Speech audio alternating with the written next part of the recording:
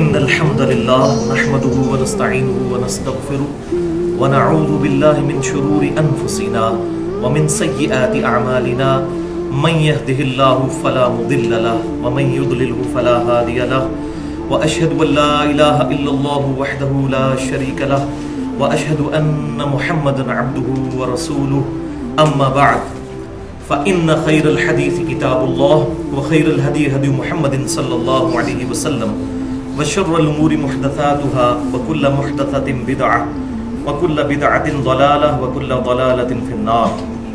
أعوذ بالله السميع العليم من الشيطان الرجيم من همزه ونفخه ونفثه. بسم الله الرحمن الرحيم. رب اشرح لي صدري ويسر لي أمري واحلل عقدة من لساني يفقهوا قولي.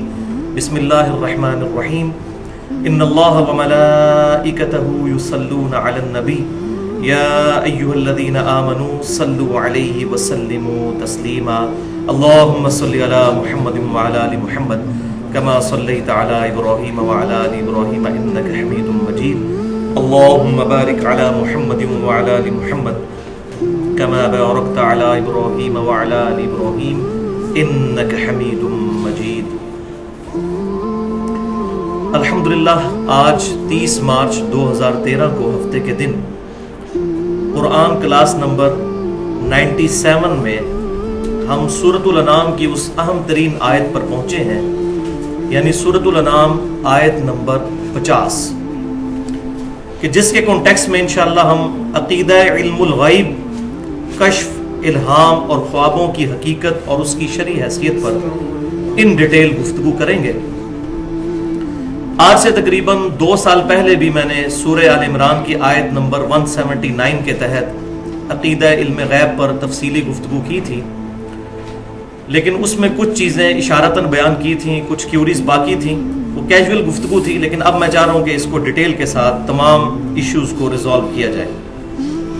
اور ہمارا وہ جو لیکچر تھا عقیدہ علم الغیب سے متعلق، وہ مسئلہ نمبر 6 کے نام سے ہماری ویب سائٹ ahlsunnatpak.com پر اپلوڈ ہے، ہمارے یوٹیوب کے چینل 720085 کے تحت۔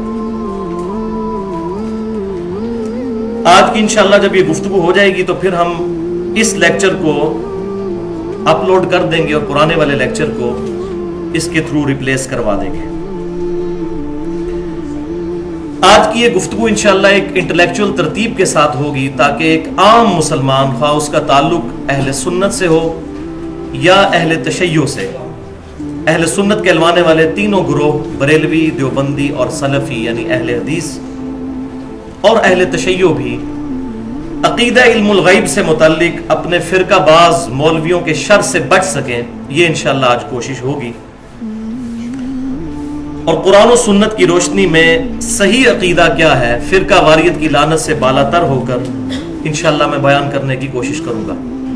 اور میں نے پہلے بھی کئی دفعہ یہ بات عرض کی کہ چونکہ میری روٹی دین کے ساتھ نہیں لگی ہوئی، تو میں نے الحمدللہ فرقہ واریت کو 3 طلاقیں دے کر اور 4 تکبیریں پڑھ کر دفنا دیا ہے۔ انشاءاللہ تعالی اس پلیٹ فارم سے جو بھی بات ہوتی ہے وہ قرآن و سنت کے دلائل پر ہوتی ہے۔ اور میری زندگی کے 31 سال جو ہیں وہ بریلوی مکتبہ فکر سے گزرے، اس کے بعد کچھ عرصہ دیوبند، پھر اہل حدیث، اہل تشیع، اب بھی سب کے ساتھ وقت گزارتا ہوں۔ جن کی کوئی حق بات ہے وہ قبول کر لیتا ہوں، اور جہاں پر غلطی دیکھتا ہوں لوگوں کی اصلاح کرنے کی کوشش کرتا ہوں۔ اور یہی ایک مسلمان کا ایٹیچیوڈ ہونا چاہیے کہ کسی بھی مکتبہ فکر کو کافر، مشرک، گستاخ رسول ڈکلیئر کیے بغیر اس کی اصلاح کرنے کی کوشش کی جائے۔ البتہ جو مکاتب فکر کے علماء ہیں ان کا مسئلہ ڈیفرنٹ ہے۔ ان کی مثال جو ہے اس گول کیپر کی سی ہے جو کبھی بھی اپنے گول کے اندر گول نہیں کرے گا، وہ ہمیشہ ڈیفینڈ کرے گا اپنی غلط باتوں کو بھی۔ تو عقیدہ علم الغیب کے حوالے سے اس وقت مسلمانوں میں 2 ایکسٹریمز پائی جاتی ہیں، 2 انتہائی رویے پائے جاتے ہیں، یعنی افراط و تفریط کا شکار ہے۔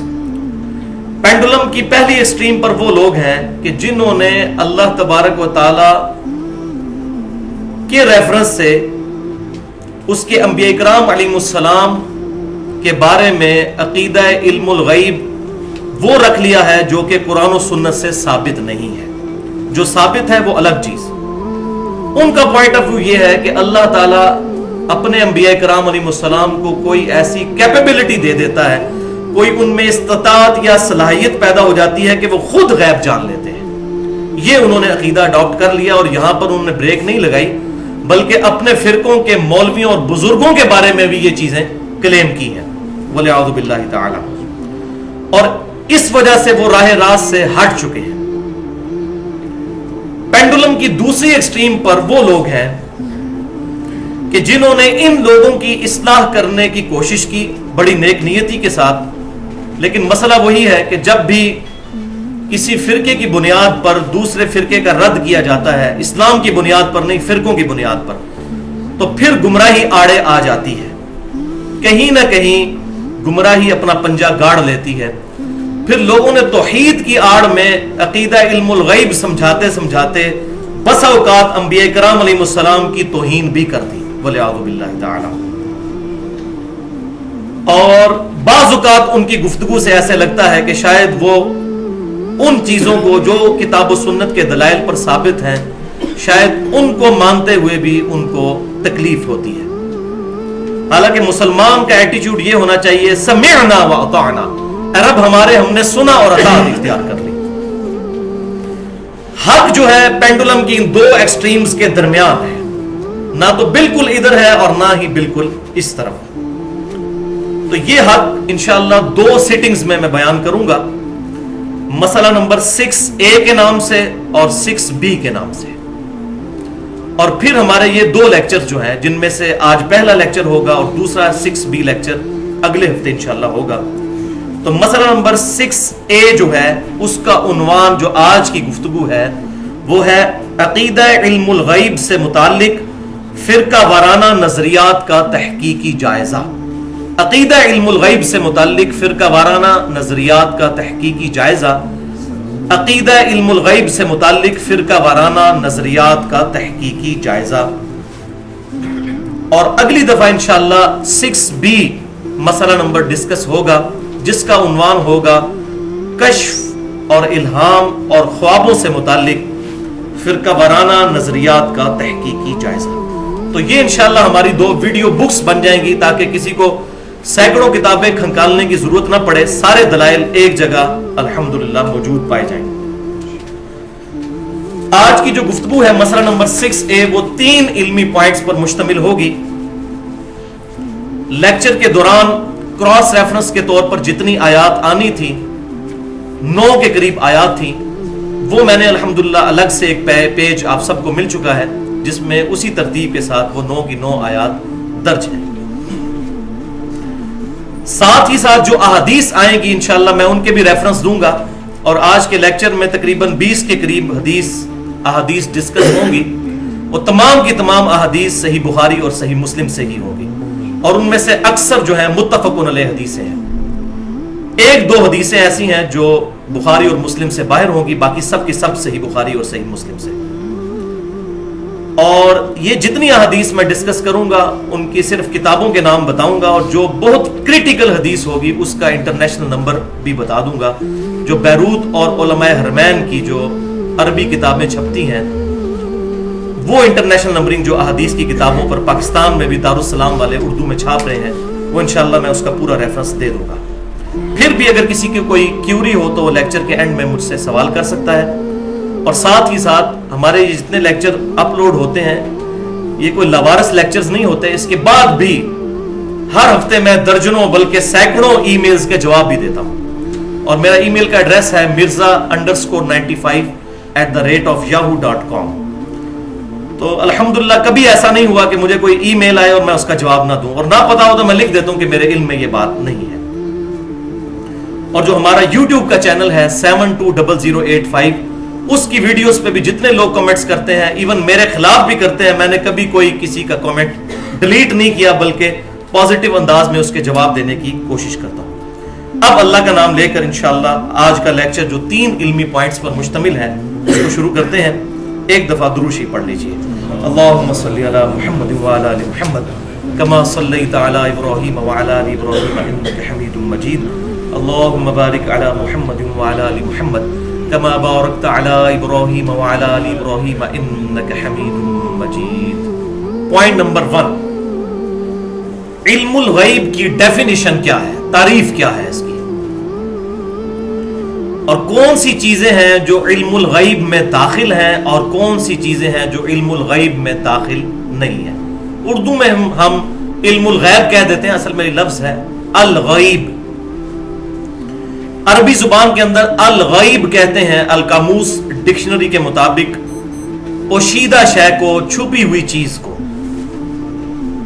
और इसी का अपोजिट वर्ड इस्तेमाल होता है अश-शहादा, जो जाहिर चीजें हैं।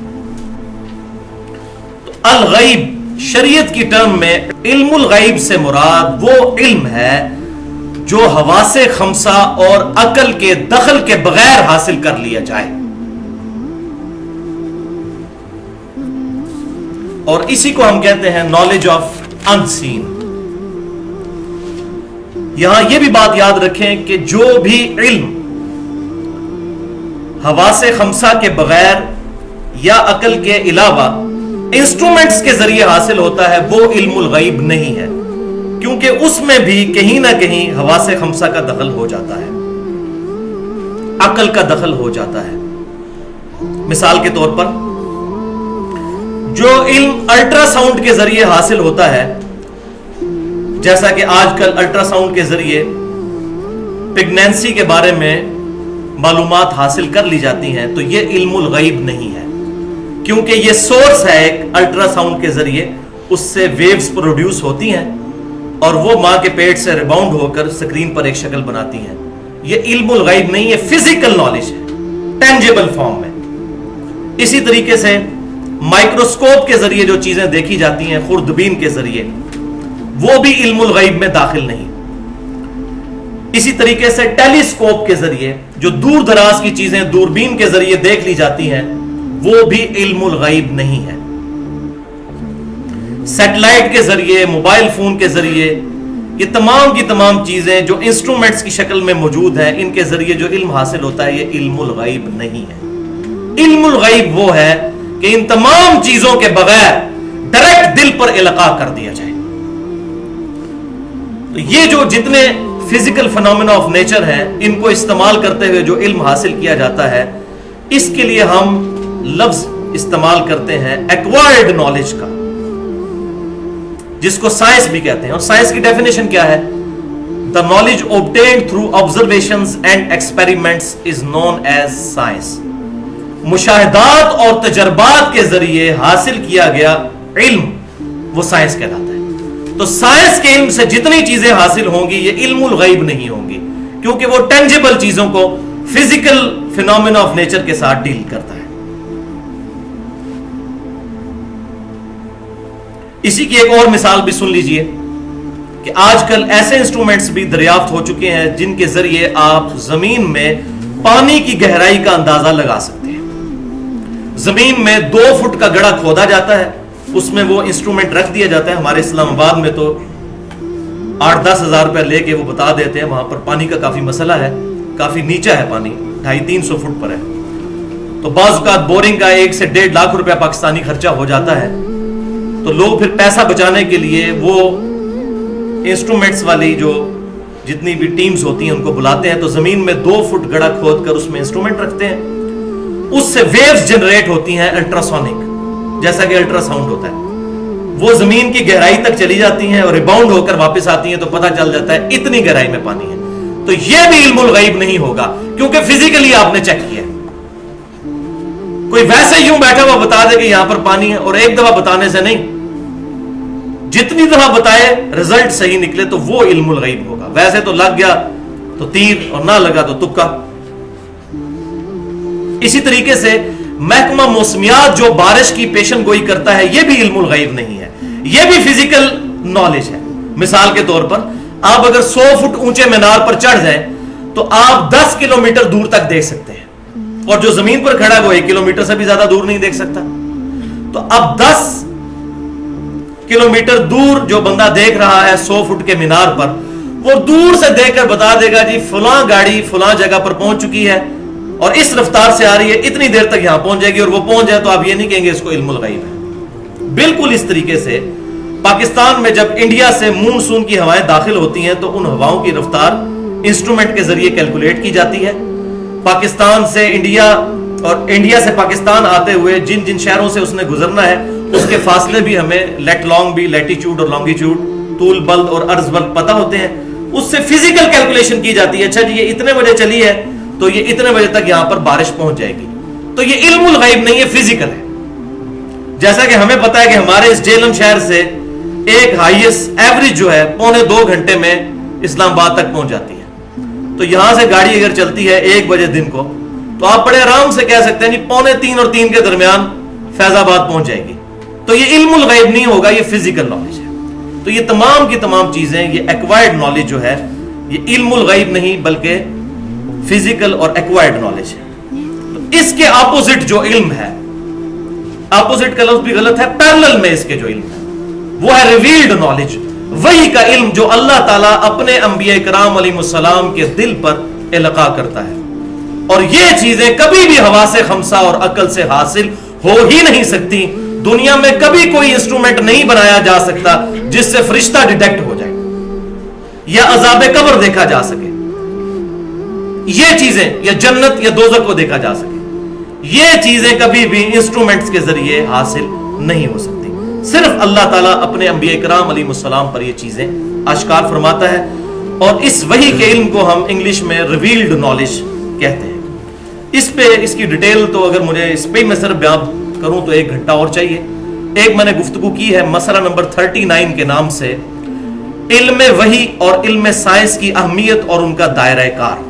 وہ اہل سنت پاک.com پر اپلوڈ ہے, 35 منٹ کی گفتگو, مسئلہ نمبر 39. اس میں میں نے بتایا ہے کہ اسلام صرف 2 علوم کو مانتا ہے, یا سائنس کے علم کو مانتا ہے جو ڈیفینیٹ اسٹیبلش سائنس ہے, جو تجربات سے ہم نے حاصل کی ہے کہ پیٹرول آگ کو بھڑکا دیتا ہے, یہ ڈیفینیٹ علم ہے, یا پھر وحی کے علم کو, کتاب و سنت کے علم کو اسلام مانتا ہے. تو علم الغیب جو ہے وہ 2 طرح کا ہے. ایک علم الغیب وہ ہے جس پر ہم ایمان رکھتے ہیں غیب میں, سب کے سب صحابہ سے لے کر قیامت تک آنے والا آخری مسلمان بھی ان چیزوں کو دیکھتا نہیں بلکہ غیب پر ہی ایمان رکھتا ہے. جیسا کہ عذاب قبر پر ایمان, دوزخ پر ایمان, جنت پر ایمان, اللہ تعالیٰ کی ذات پر ایمان, جس کے بارے میں سورۃ البقرہ کے اندر شروع میں ہی آ گیا, بسم اللہ الرحمن الرحیم, الذین یؤمنون بالغیب, وہ لوگ جو کہ غیب پر ایمان رکھتے ہیں. تو ہم علم الغیب نہیں رکھ سکتے. علم الغیب صرف پیغمبروں کو ملتا ہے, وہ بھی آگے ڈیٹیل آ جائے گی کیا. ہم پیغمبروں کی تصدیق کرتے ہیں, ہم ایمان بالغیب پر ہوتے ہیں, الحمدللہ. اور دوسرا فزیکل فینومینا آف نیچر جتنے ہیں, جتنے میں نے پہلے بتائے, اس کا علم بھی اگر انسٹرومنٹس عقل اور حواس کے بغیر حاصل کر لیا جائے تو وہ بھی علم الغیب ہوگا. مثال کے طور پر صحیح بخاری میں انٹرنیشنل نمبرنگ کے مطابق 4262 نمبر حدیث ہے, کتاب المغازی چیپٹر میں غزوہ موتا کے بیان میں, کہ نبی صلی اللہ علیہ وسلم نے مدینہ شریف میں بیٹھ کر سینکڑوں میل دور کی خبر لائیو بتائی صحابہ کو. سیٹلائٹ کے ذریعے نہیں, عقل کے ذریعے نہیں, حواس کے ذریعے نہیں, بلکہ دل پر اللہ نے القاء کر دیا.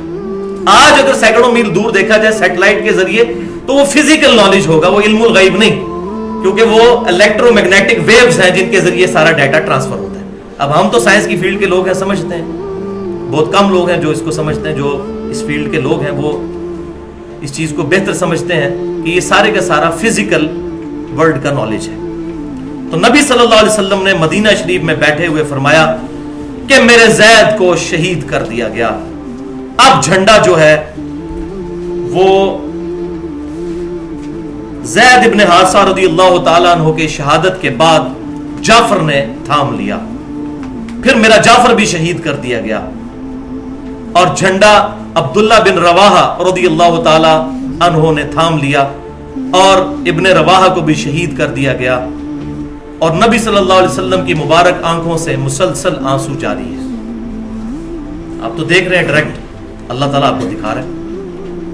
پھر آپ نے فرمایا کہ اب اللہ تعالیٰ نے مسلمانوں کا جھنڈا اللہ کی تلواروں میں سے ایک تلوار یعنی خالد ابن ولید رضی اللہ تعالیٰ عنہ کے حوالے کر دیا ہے، اور میں اللہ سے امید کرتا ہوں کہ انشاءاللہ اللہ اس کے ہاتھ پر فتح دے گا۔ اور پھر آپ نے بشارت بھی فتح کی سنا دی۔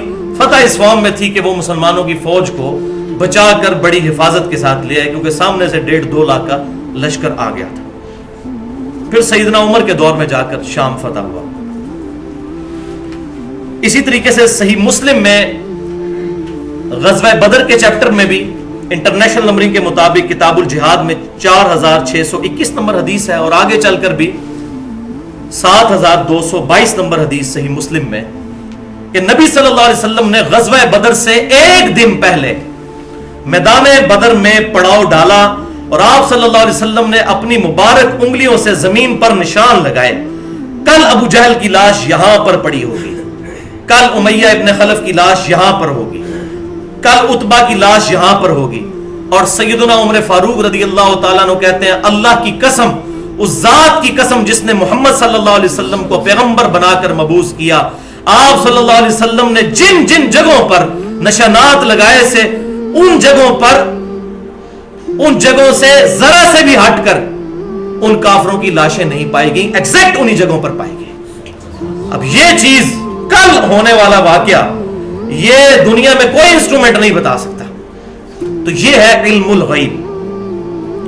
اسی طریقے درجنوں حدیثیں مجھے زبانی یاد ہے صحیح بخاری اور صحیح مسلم سے، اگر بیان کروں آگے تھوڑی بہت بیان بھی کر دوں گا، لیکن پھر وہ ٹاپک ہمارا کور نہیں ہوگا۔ ایک اور حدیث جو بڑی مشہور ہے، صحیح بخاری اور صحیح مسلم کی متفق علیہ حدیث ہے، اور اس میں عقیدہ بھی کلیئر ہو جائے گا کہ آپ صلی اللہ علیہ وسلم نے غزوہ حنین کے موقع پر ایک شخص کے لیے فرمایا کہ یہ جہنمی ہے، دوزخی ہے۔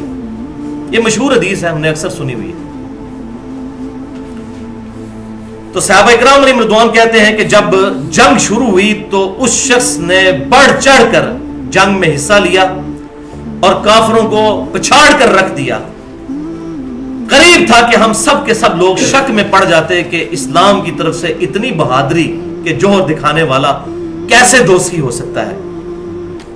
نبی صلی اللہ علیہ وسلم کے پاس حاضر ہوئے، یا رسول اللہ صلی اللہ علیہ وسلم اس نے تو اتنے کافر مار دیے، تو آپ نے فرمایا وہ دوزخی ہے۔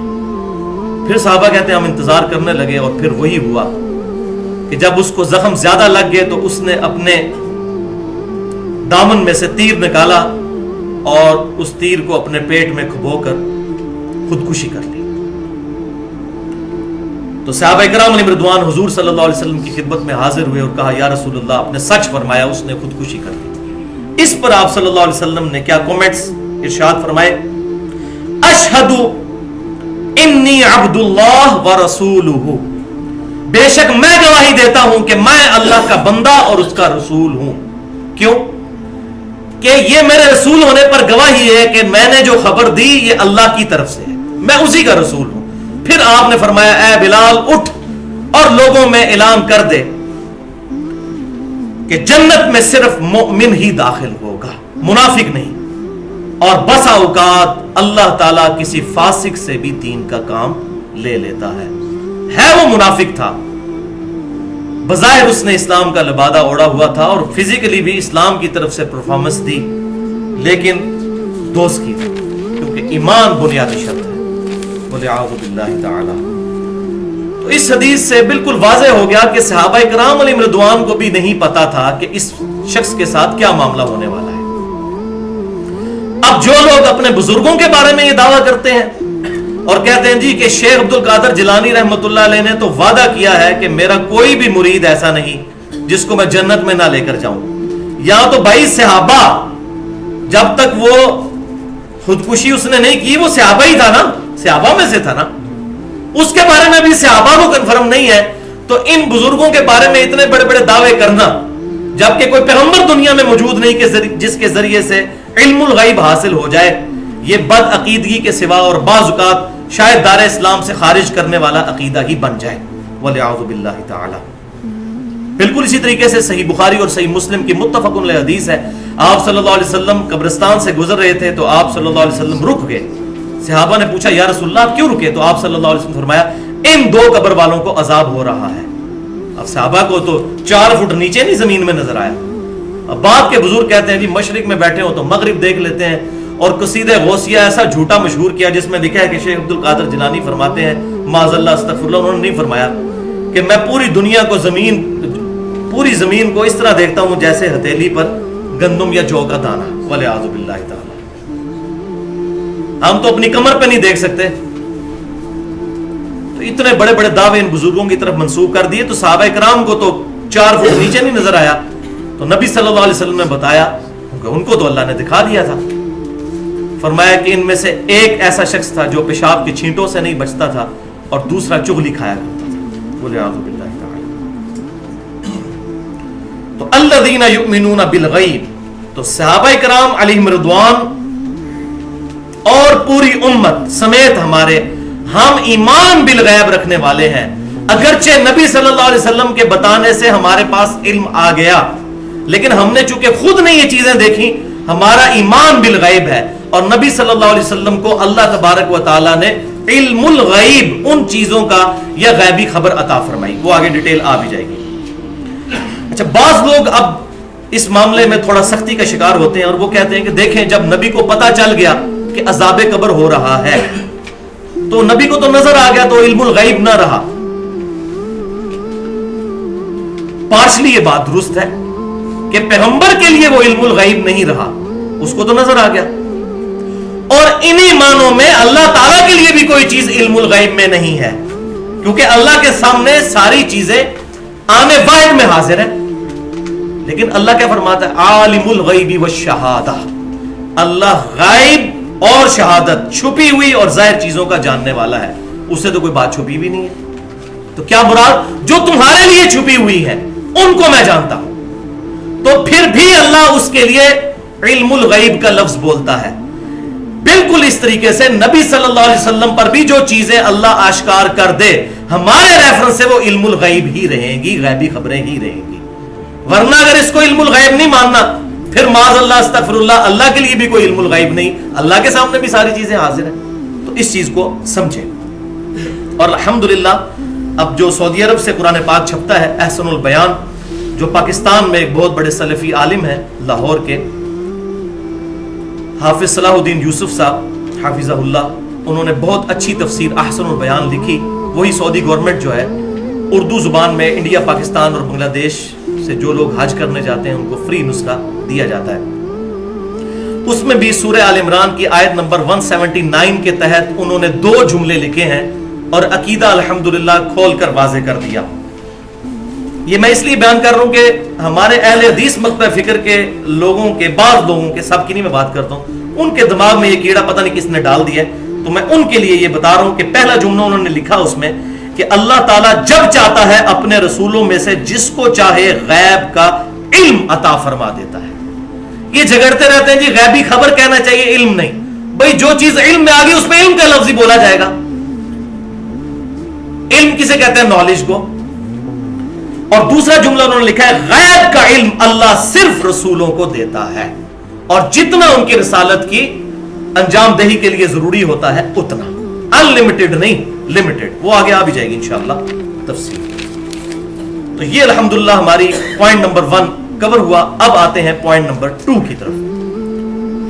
اب آپ اپنا پیج نکال لیجئے جس میں کراس ریفرنس کے طور پر 9 آیات لکھی ہوئی ہیں. پوائنٹ نمبر 2 میں ان آیات اور احادیث کا بیان ہوگا جن میں اللہ تبارک و تعالیٰ نے اپنے سوا ہر ہستی کے لیے کیٹاگوریکل ڈینائی کیا ہے کہ کوئی ذات بھی اللہ کے سوا علم الغیب نہیں رکھتی خود سے. وہ آیات اور وہ احادیث انشاءاللہ اس کانٹیکسٹ میں بیان ہوں گی.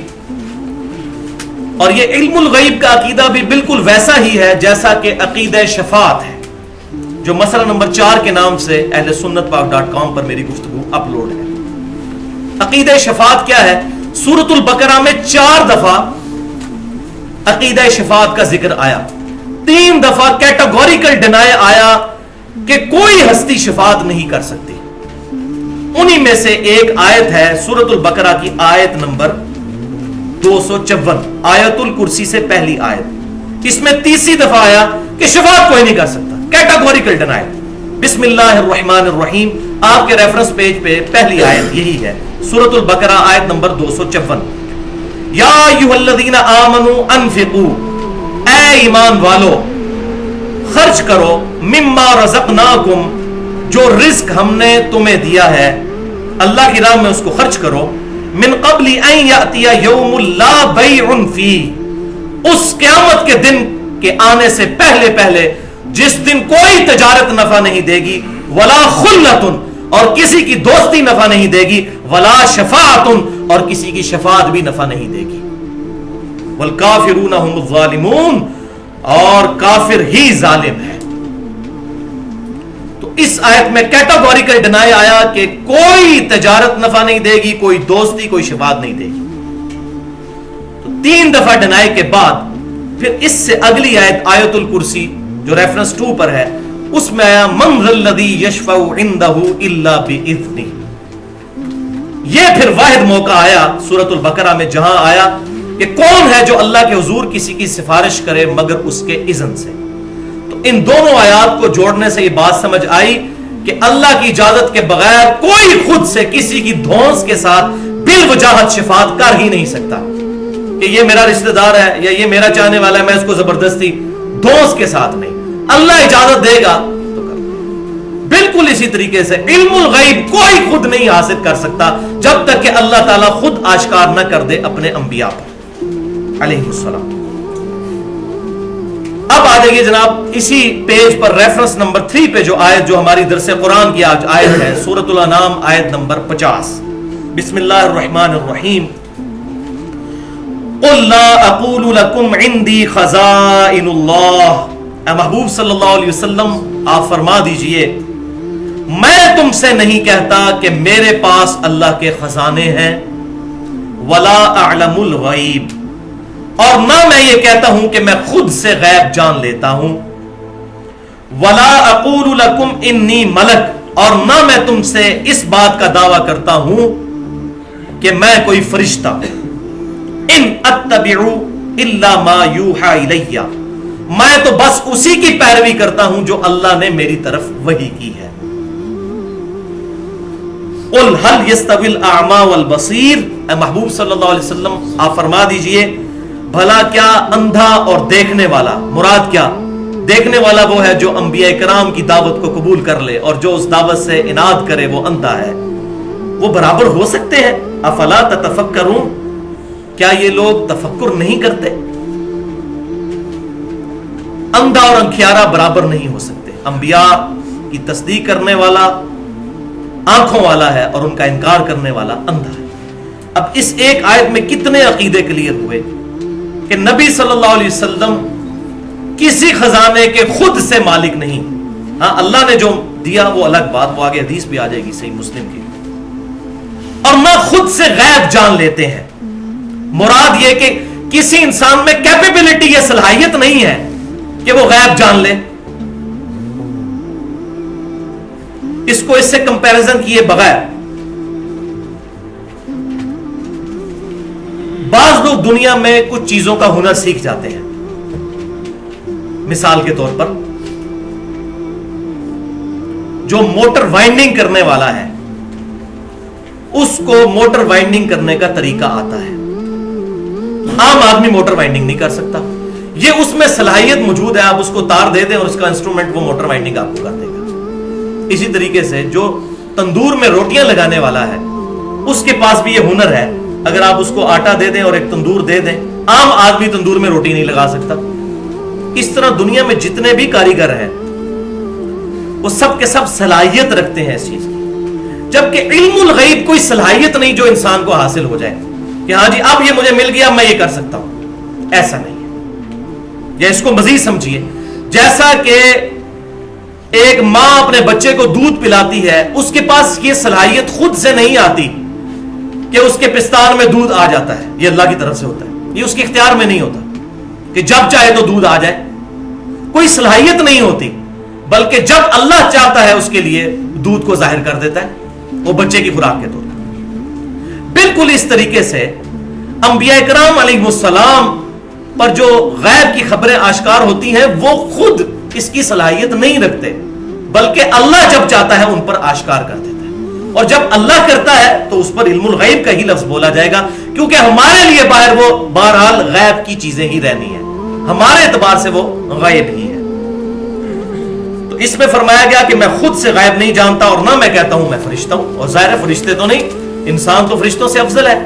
سورہ بنی اسرائیل میں آتا ہے اگر زمین پر انسان کی جگہ فرشتے آباد ہوتے تو ہم فرشتوں میں سے پیغمبر کو بناتے۔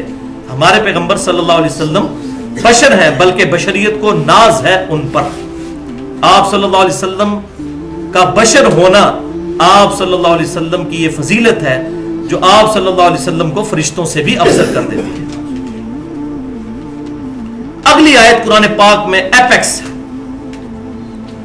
اس سے زیادہ واضح آیت اس ٹاپک کے اوپر نہیں جس میں کئی عقیدے کلیئر ہو جائیں گے، اور یہ ایک آیت اگر لے لی جائے تو پاکستان کے 80% لوگ جن کے عقیدوں میں بگاڑ ہے ان کے عقیدے صحیح ہو جائیں گے۔ سورۃ الاعراف آیت نمبر 188، آپ کے ریفرنس پیج پہ 4 نمبر۔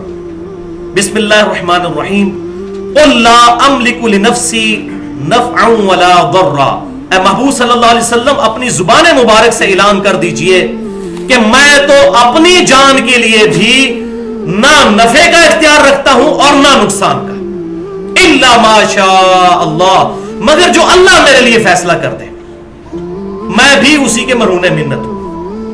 اب ذرا ساتھ ساتھ سوچتے جائیے، جو ہمارے انڈیا پاکستان اور بنگلہ دیش میں لوگ دعوے کرتے ہیں کہ فلاں بزرگ چاہیں تو یہ کر دیں تو وہ کر دیں، بولے اعوذ باللہ تعالی۔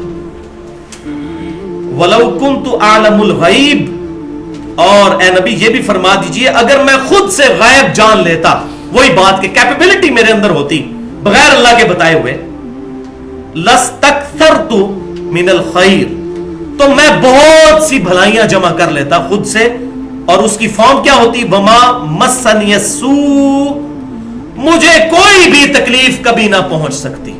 اگر مجھے غیب کی خبریں خود پتہ چل جاتی مجھے کبھی بھی کوئی تکلیف نہ آتی۔ حقیقت بات ہے، نبی صلی اللہ علیہ وسلم کیا، دنیا کا کوئی بھی انسان اگر یہ فورس ہی کر لے کہ مجھے یہ تکلیف آ جائے گی فلاں ٹائم پہ، اور اس کے پاس بچنے کی سبیل ہو، مثال کے طور پر مجھے یہ بات پتہ چل جائے کہ اگر میں صبح جہلم سے اسلام آباد کے لیے سفر اختیار کرتا ہوں تو ہائیس کا ایکسیڈنٹ ہو جائے گا اور اس میں 10 بندے مارے جائیں گے، ہو سکتا ہے ان میں سے میں بھی ہوں، تو میں کبھی بھی نہیں گھر سے نکلوں گا۔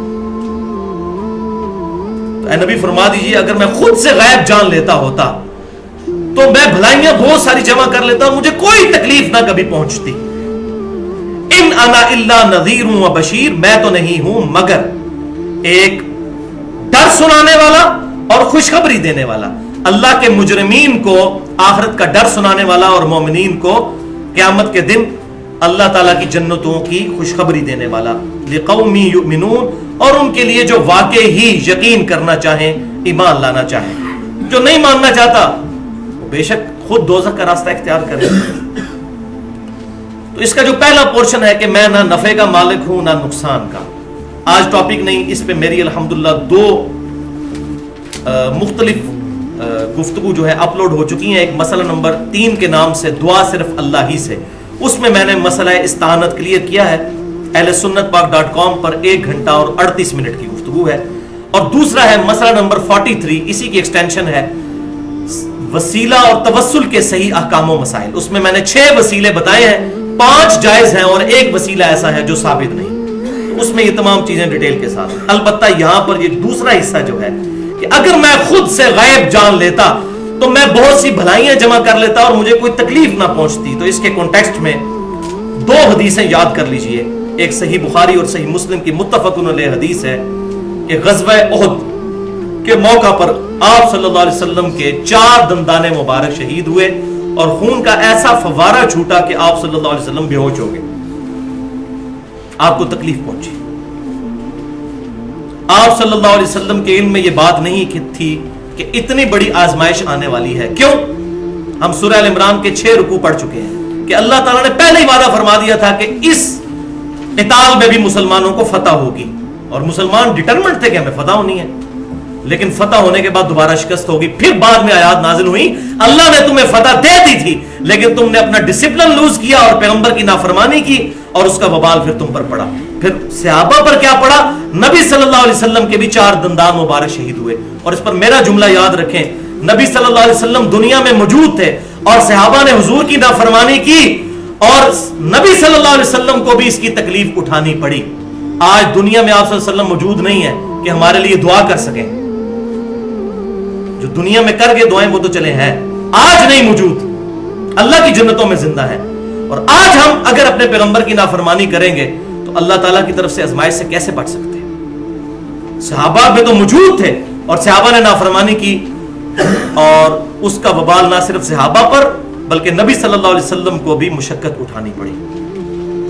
इसी तरीके से सही बुखारी के अंदर यह हदीस मौजूद है, इंटरनेशनल नंबर के मुताबिक 3169 नंबर 3169 कि ग़ज़वा खैबर के मौका पर यहूदियों ने जब नबी सल्लल्लाहु अलैहि वसल्लम की दावत की तो एक यहूदिया औरत ने आप सल्लल्लाहु अलैहि वसल्लम की दावत के दौरान बकरी के गोश्त में जहर मिला दिया।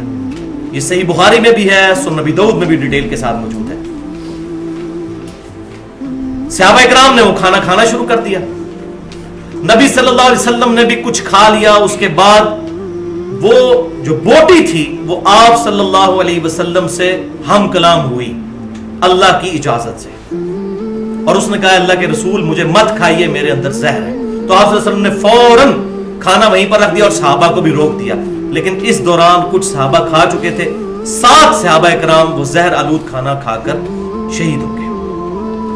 अब हुजूर सल्लल्लाहु अलैहि वसल्लम के बारे में ये गुमान करना भी गुस्ताखी से खाली नहीं है कि कोई शख्स ये कि नबी सल्लल्लाहु अलैहि वसल्लम को पता था जहर है और आपने जानबूझकर जहर खाया और सहाबा को खाना दिया। बोले आऊज़ु बिल्लाहि, जान बचाना फर्ज है। पैगंबर से ये बईद है कि वह जहर आलूद खाना इल्म के बावजूद खा ले या सहाबा को खाने दे। हरीसुन अलैकुम बिल मुमिनीना रऊफुर रहीम, नबी सल्लल्लाहु अलैहि वसल्लम तो मोमिनीन की जानों से भी ज्यादा उन पर शफकत फरमाने वाले हैं। तो हर बंदा अपनी जान की हिफाजत करता है, अगर उससे ज्यादा फरमाने वाले हैं तो आप सल्लल्लाहु अलैहि वसल्लम बाद में जो रोक दिया, पहले रोक देते, इसका मतलब है बाद में इल्म में आया और वो अल्लाह ताला ने उस बोटी को बोलने की सलाहियत दी और नबी सल्लल्लाहु अलैहि वसल्लम पर वो इल्मुल गैब आश्कार हो गया। बल्कि सही बुखारी में मौजूद है, नबी सल्लल्लाहु अलैहि वसल्लम के वफात के चैप्टर में इससे 4 साल बाद, यानी ये जहर खाने के 4 साल बाद, सही बुखारी में हदीस है, वफात के दिनों में आप सल्लल्लाहु अलैहि वसल्लम अम्मा आयशा रज़ियल्लाहु ताला अन्हा से कहा करते थे कि वो खैबर के मौका पर जो मुझे जहर दिया गया था आज भी उसकी तकलीफ मैं महसूस करता हूं जैसा कि मेरे वो जिगर की रगों को काट रहा हो जहर। तो फिर अल्लाह ताला ने उसी जहर के असर से आप सल्लल्लाहु अलैहि वसल्लम को शहादत की मौत दे दी। मौत तो आनी थी लेकिन शहादत की इस तरीके से आई, हुक्मी एतबार से। अब अगली 2 आयात जो है उस कॉन्टेक्स्ट में बुखारी और मुस्लिम में अहादीस भी मौजूद है। मैं हदीस के साथ उस आयत को बयान करूंगा ताकि ये विजन क्लियर कट हमारे सामने आए। पहली हदीस सही बुखारी और मुस्लिम की मुत्तफकुन अलैह हदीस है। अम्मा आयशा रज़ियल्लाहु ताला अन्हा का कौल है, वो कहती हैं वो शख्स झूठा है जो ये कहता है कि नबी सल्लल्लाहु अलैहि वसल्लम ये बता दिया करते थे कि कल क्या होगा। वो झूठा है और अल्लाह पर भी झूठ बांधने वाला है। तुम कुरान नहीं पढ़ते। फिर अम्मा आयशा ने यह आयत तिलावत की, रेफरेंस नंबर 5 सूरत अन-नमल आयत नंबर 65। बिस्मिल्लाहिर्रहमानिर्रहीम क़ुल ला यअलमु मन फिस समावाति वल अर्दिल गैब इल्लल्लाह। ऐ महबूब सल्लल्लाहु अलैहि वसल्लम फरमा दीजिए जमीन और आसमान में कोई गायब नहीं जानता सवाए अल्लाह के। तो जाती तौर पर सिर्फ अल्लाह जानता है। अब्बास बदबख्त जो है वो अपने फिरके की हिफाजत करते हुए कहते हैं कि हजरत आयशा का कौल है, हमारे लिए हुज्जत नहीं है। हजरत आयशा का जाती ख्याल था, उनको गलती भी लग सकती है। पांचवी बात दुरुस्त है, बाज़ औक़ात किसी सहाबी को गलती भी लग सकती है, लेकिन उस लेवल की फिर हदीस भी लानी होगी और सहाबा के अकवाल। हम नहीं गलती निकालेंगे, उस जमाने में किसी ने अगर गलती निकाली है तो अम्मा आयशा का ये इज्तिहाद कोई गलती पर मबनी नहीं था। उन्होंने आयत पेश की अपनी दलील में, चले उनका इज्तिहाद तो गलत कोई कह दे, आयत तो नहीं गलत कह सकता। नबी सल्लल्लाहु अलैहि वसल्लम ने तरबियत ही सहाबा की ऐसी की थी और वो है अगली हदीस, वो भी सही बुखारी और सही मुस्लिम दोनों में मौजूद है। और इमाम बुखारी रहमतुल्लाह अलैह सूरह लुकमान की आयत नंबर 34 की तफसीर में, किताबुत तफसीर चैप्टर में इस हदीस को, इस आयत को लेकर आए हैं और हदीस को भी। और वो क्या है कि आप सल्लल्लाहु अलैहि वसल्लम ने फरमाया कि गैब की कुंजियां 5 हैं जिनको अल्लाह के सिवा कोई नहीं जानता। پھر آپ صلی اللہ علیہ وسلم نے فرمایا کہ وہ کیا ہے. اس کے لیے آپ نے سورہ لقمان کی آیت نمبر 34 جو ریفرنس نمبر 6 ہے آپ کی پیج کا, یہ تلاوت فرمائی. بسم اللہ الرحمن الرحیم. ان اللہ عندہ علم الساعہ, بے شک اللہ ہی کے پاس ہے قیامت کا علم. وَيُنَزِّلُ الْغَيْثَ, اور وہی بارش نازل فرماتا ہے. دو چیزیں ہوگی. تیسری وَيَعْلَمُ مَا فِي الْأَرْحَامِ, اور اسی کے علم میں ہے کہ ماں کے پیٹ میں کیا ہے. یہاں یہ نہیں آیا کہ لڑکا یا لڑکی, یہ مولویوں نے غلط ترجمے کیے. ماں کے پیٹ میں کیا ہے وہ آگے میں تفسیر بیان کرتا ہوں. وَمَا تَدْرِي نَفْسٌ مَاذَا تَكْسِبُ غَدًا, اور کوئی جان نہیں جانتی کہ وہ کل کیا کمائے گی, اس کے ساتھ مستقبل میں کیا ہونے والا ہے. چار چیزیں. پانچویں وَمَا تَدْرِي نَفْسٌ بِأَيِّ أَرْضٍ تَمُوتُ, اور کوئی جان نہیں جانتی کہ اس کو کس سرزمین میں موت آئے گی. اور حقیقت بات ہے کسی انسان کو اپنا ایگزٹ نہیں پتا. کسی نے قتل ہونا ہے تو کسی نے روڈ ایکسیڈنٹ میں مرنا ہے, تو کسی نے خودکش حملے میں مرنا ہے, کسی نے سمندر میں ڈوب کے مرنا ہے, تو کسی نے بسترے پر کینسر سے مرنا ہے, تو کسی نے ٹی بی سے مرنا ہے, کسی نے ایئر کریش میں مرنا ہے. کسی کو نہیں پتا کہ کس نے کس طریقے سے مرنا ہے. ان اللہ علیم خبیر, بے شک اللہ تعالیٰ ہی علم رکھنے والا اور خبر رکھنے والا ہے. بے شک.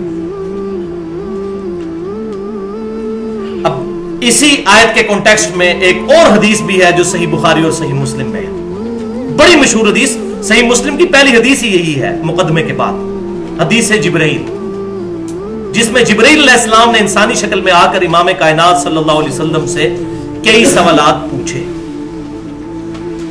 ان میں سے ایک سوال یہ تھا کہ بتائیے قیامت کب آئے گی. صحیح بخاری میں بھی ہے, صحیح مسلم میں بھی ہے. آپ صلی اللہ علیہ وسلم نے فرمایا جس شخص سے سوال کیا جا رہا ہے, یعنی میں, اس شخص سے زیادہ نہیں جانتا جو مجھ سے سوال کر رہا ہے. یعنی اس کے بارے میں ہمارا علم برابر ہے, یعنی مجھے بھی نہیں پتا اور تمہیں بھی نہیں پتا. تو سوال کرنے والے جبرائیل علیہ السلام نے عرض کی کیا اللہ کے رسول پھر آپ قیامت کی نشانیاں ہی بیان فرما دیں, اگر قیامت کا نہیں پتا کہ کب کس سن میں کس صدی میں آئے گی, کوئی نشانیاں.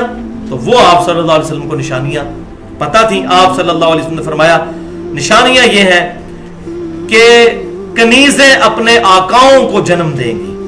مراد کیا کہ جیسے ایک مالک ہوتا ہے اس کی ایک کنیز ہوتی ہے, اس کی نوکرانی ہوتی ہے, بالکل یہی سٹیٹس ہو جائے گا کہ بیٹے اپنی ماں کے ساتھ یہی سلوک کریں گے.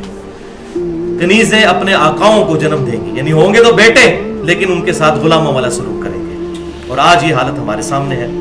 پھر فرمایا برہنہ بدن ننگے پاؤں والے لوگ حکمران بن جائیں گے. آج ہمیں بھی نظر آ رہا ہے.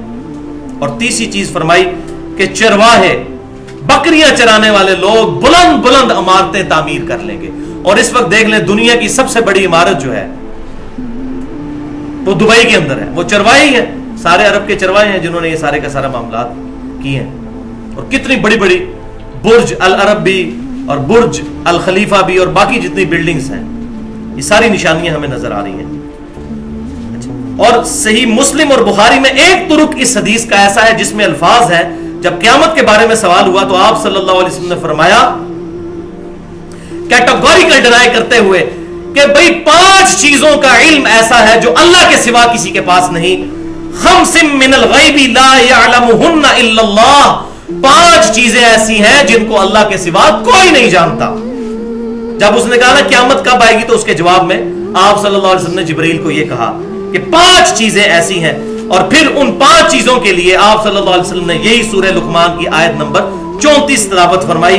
ان اللہ عندہ علم الساعہ, بے شک اللہ ہی کے پاس ہے قیامت کا علم. وینزل الغیث, اور وہی بارش نازل فرماتا ہے. وَيَعْلَمُ مَا فِي الْأَرْحَامِ, اور وہی جانتا ہے کہ ماں کے پیٹ میں کیا ہے. وَمَا تَدْرِي نَفْسٌ مَاذَا تَكْسِبُ غَدًا, اور کوئی جان نہیں جانتی کہ کل کیا ہونے والا ہے اس کے ساتھ. اور 5ویں چیز وَمَا تَدْرِي نَفْسٌ بِأَيِّ أَرْضٍ تَمُوتُ, اور کوئی جان نہیں جانتی کہ کس سرزمین میں اس کو موت آئے گی, دنیا سے اس کا ایگزٹ کس طرح ہوگا. لیکن یہ ساری چیزیں اگر اللہ تعالیٰ اپنے پیغمبروں کے ذریعے چاہے تو بیان فرما سکتا ہے. مثلا قرآن پاک میں کئی جگہ آیا, سورہ آل عمران میں آیا, سورہ مریم کے اندر آیا کہ زکریا علیہ السلام کو اللہ تعالیٰ نے ایک بیٹے کی بشارت دے دی تھی, اور ساتھ یہ بھی بتا دیا کہ وہ خوش بخت ہوگا. اور نام بھی اس کا تجویز کر دیا زکریا، اور کہا پیغمبر بھی ہوگا۔ اب یہ ماں کے پیٹ میں کیا ہے، خوش بخت یا بدبخت، وہ بھی بتا دیا۔ یحییٰ، زکریا علیہ السلام کا بیٹا یحییٰ، تو یحییٰ علیہ السلام کے والد کو اللہ تعالیٰ نے خوشخبری یہ دے دی۔ اسی طریقے سے کل کیا ہوگا، بخاری اور مسلم کی متفق علیہ حدیث ہے، آپ صلی اللہ علیہ وسلم نے فرمایا غزوہ خیبر کے موقع پر کہ کل میں اس شخص کے ہاتھ میں جھنڈا دوں گا جو اللہ اور اس کے رسول سے محبت کرتا ہے، اللہ اور اس کا رسول اس سے محبت کرتے ہیں، اور میں اللہ سے امید کرتا ہوں اللہ تعالیٰ اس کے ہاتھ پر فتح دے گا۔ اور سیدنا علی رضی اللہ تعالیٰ عنہ کے ہاتھوں پر غزوہ خیبر والا معاملہ جو ہے وہ فتح ہوئی۔ اسی طریقے سے صحیح مسلم میں نے شروع میں 2 حدیثیں بتا دی کہ آپ صلی اللہ علیہ وسلم نے بتایا کہ کل ابو جہل کی لاش یہاں پڑی ہوگی، عتبہ کی یہاں ہوگی، اور امیہ ابن خلف کی یہاں پر ہوگی، وہ سرزمین بھی بتا دی، لیکن یہ ساری کی ساری چیزیں اللہ کے بتانے سے۔ تو یہ 5 کے 5 علوم۔ اب دیکھیں نبی صلی اللہ علیہ وسلم نے یہ جو پھر کیٹاگوریکل ڈینائی کیا کہ کوئی نہیں جانتا، اس سے یہ بات بتا دی کہ کیپیبلٹی کسی کے پاس نہیں، اگر نبی بتاتا بھی ہے تو خود سے جان کر نہیں بتاتا، اللہ کے بتائے سے بتاتا ہے۔ الحمدللہ۔ یہاں پر ایک امپورٹنٹ بات جو میں نے کافی حصہ تو پہلے کور کر دیا، اکثر غیر مسلم سوال کرتے ہیں کہ جی قرآن پاک میں لکھا ہے کہ کوئی نہیں جانتا ماں کے پیٹ میں کیا ہے، تو مولویوں نے ترجمے غلط کر دیا اور بریکٹ میں لکھ دیا کوئی نہیں جانتا کہ لڑکا ہے یا لڑکی۔ یہاں لڑکا اور لڑکی کا ذکر ہی نہیں، ماں کے پیٹ میں کیا ہے اس سے مراد لڑکا اور لڑکی نہیں، وہ ہے کہ خوش بخت ہے یا بدبخت، جیسا کہ زکریا علیہ السلام کو ایک خوش بخت بچے یحییٰ علیہ السلام کی بشارت دی گئی۔ اور یہ تفسیر میں خود سے نہیں کر رہا، یہ قرآن میں تفسیر ہے، سورہ التغابن کی آیت نمبر 2 میں ہے، هو الذی خلقکم فمنکم کافر ومنکم مؤمن، وہی ہے جو تمہیں پیدا کرتا ہے تو تم میں سے کوئی کافر ہوتا ہے اور کوئی مؤمن۔ اب دنیا کا کوئی الٹرا ساؤنڈ یہ نہیں بتا سکتا کہ ماں کے پیٹ میں جو بچہ ہے یہ کافر ہوگا یا مسلمان ہوگا، اس کا معاملات کیا ہونے والے ہیں۔ کافروں کے گھر سے صحابہ کرام پیدا ہوئے اور اللہ تعالیٰ نے ان کو کس درجے تک پہنچا دیا، الحمدللہ۔ اور کئی حضرت نوح علیہ السلام کا بیٹا ایک پیغمبر کے ہاں پیدا ہوا لیکن بدبخت ہو گیا، کافر ہو کر مرا، قرآن پاک میں موجود ہے۔ تو کوئی نہیں جانتا کہ ماں کے پیٹ میں خوش بخت ہے یا بدبخت، یہ ہوگی اس کی اپریپریٹ ٹرانسلیشن اور تفسیر۔ اسی طریقے سے وہ بارش کے بارے میں تو میں نے پہلے ہی بتا دیا کہ وہ تو ہواؤں کی رفتار سے فزیکلی کیلکولیٹ کرتے ہیں۔ اب جو اللہ تعالیٰ فرماتا ہے کہ اللہ ہی بارش نازل فرماتا ہے، اور اس میں امپلائڈ ہے کہ علم، ڈاکٹر ذاکر نائک نے بالکل غلط کہا ہے کہ وہ کہتا ہے کہ اس میں یہ نہیں ذکر کہ اللہ کے علم سے بارش برستی ہے، وہ تو بخاری اور مسلم میں آ گئے، یہ 5 چیزوں کا علم اللہ تعالیٰ کے پاس ہے، وہ قرآن میں نہیں ہے۔ قرآن میں یہ ہے کہ وہی بارش نازل کرتا ہے، یہ اسلوب ہوتا ہے عربی کا کہ وہ کانٹیکسٹ چل رہا ہے کہ علم اس کے پاس ہے، لیکن وہ کہتا ہے چونکہ علم کا لفظ نہیں لہٰذا یہ جو بارشوں کی پیشن گوئی کرتے ہیں وہ علم الغیب میں داخل نہیں ہے، تو یہ بات نہیں ہے، ان کو غلط فہمی ہوئی ہے۔ بخاری اور مسلم میں جب حدیث ہے کہ یہ 5 چیزیں اللہ کے سوا کوئی نہیں جانتا، تو حضور نے ان 5 چیزوں میں ان 5 کو گنا، تو اس کی تفسیر کیا بنے گی کہ کوئی یہ نہیں بتا سکتا کہ آج ہے 30 مارچ 2013، کوئی یہ بتا سکتا ہے کہ 30 مارچ 2050 کو بارش ہوگی یا نہیں ہوگی؟ ہاں جی، کوئی دنیا کا انسٹرومنٹ یہ بھی نہیں بتا سکتا کہ دنیا بھی ہوگی کہ نہیں ہوگی، یہ کوئی نہیں بتا سکتا۔ باقی جو فزیکلی کیلکولیشن ہوتی ہے کہ وہاں سے ہوائیں چل پڑیں، وہ تو ہواؤں کی رفتار سے آپ فزیکل کیلکولیشن کرتے ہیں، جیسا کہ جو بندہ ہوائی جہاز میں سفر کر رہا ہوتا ہے وہ تو 40-50 کلومیٹر دور شہر بھی دیکھ رہا ہوتا ہے، زمین والا تو نہیں دیکھ رہا ہوتا، تو اس کے لیے تو 3-4 شہر ایک ہی رو میں اس کو نظر آ رہے ہوتے ہیں، تو وہ فزیکل کیلکولیشن ہے۔ تو یہ جو آیا کہ اس کے علم سے بارش برستی ہے، کوئی یہ نہیں بتا سکتا کہ فلاں تاریخ کو بارش ہوگی یا نہیں ہوگی، اور وہ تاریخ پھر دور کی ہونی چاہیے، یہ نہیں کہ ہوائیں چل پڑی ہیں، ہائیسٹ چل پڑی ہے پنڈی سے 3 بجے، تو ظاہر ہے کہ وہ 4:45 تک جیلم پہنچ ہی جائے گی اگر کوئی ایکسیڈنٹ نہیں ہوا، یہ نہیں، یہ بتایا جائے کہ فلاں نمبر کی ہائیسٹ 2050 میں کس روٹ پہ چل رہی ہوگی، یہ کوئی بتائے۔ تو یہ ہے علم الغیب جو حواس خمسہ کے ذریعے، عقل کے ذریعے نہیں حاصل ہو سکتا، بلکہ دل پر القاء ہوتا ہے پیغمبروں کے ذریعے۔ یہ الحمدللہ ہماری گفتگو مکمل ہوئی۔ اب آخری پوائنٹ کی طرف آتے ہیں، پوائنٹ نمبر 3 جو کنکلوڈنگ پوائنٹ ہے آج کی گفتگو کا۔ ایک دفعہ درود شریف پڑھ لیجئے، اللہم صلی علی محمد وعلی آل محمد کما صلیت علی ابراہیم وعلی آل ابراہیم انک حمید مجید، اللہم بارک علی محمد وعلی آل محمد کما بارکت علی ابراہیم وعلی آل ابراہیم انک حمید مجید۔ पॉइंट नंबर 3, कुरान हकीम और सही अहादीस जो इस तरफ इशारा करती हैं कि अल्लाह ताला अपने पैगंबरों को अलैहिस्सलाम इल्मुल गैब या गैबी खबरें अता फरमा देता है बाज चीजों की, लेकिन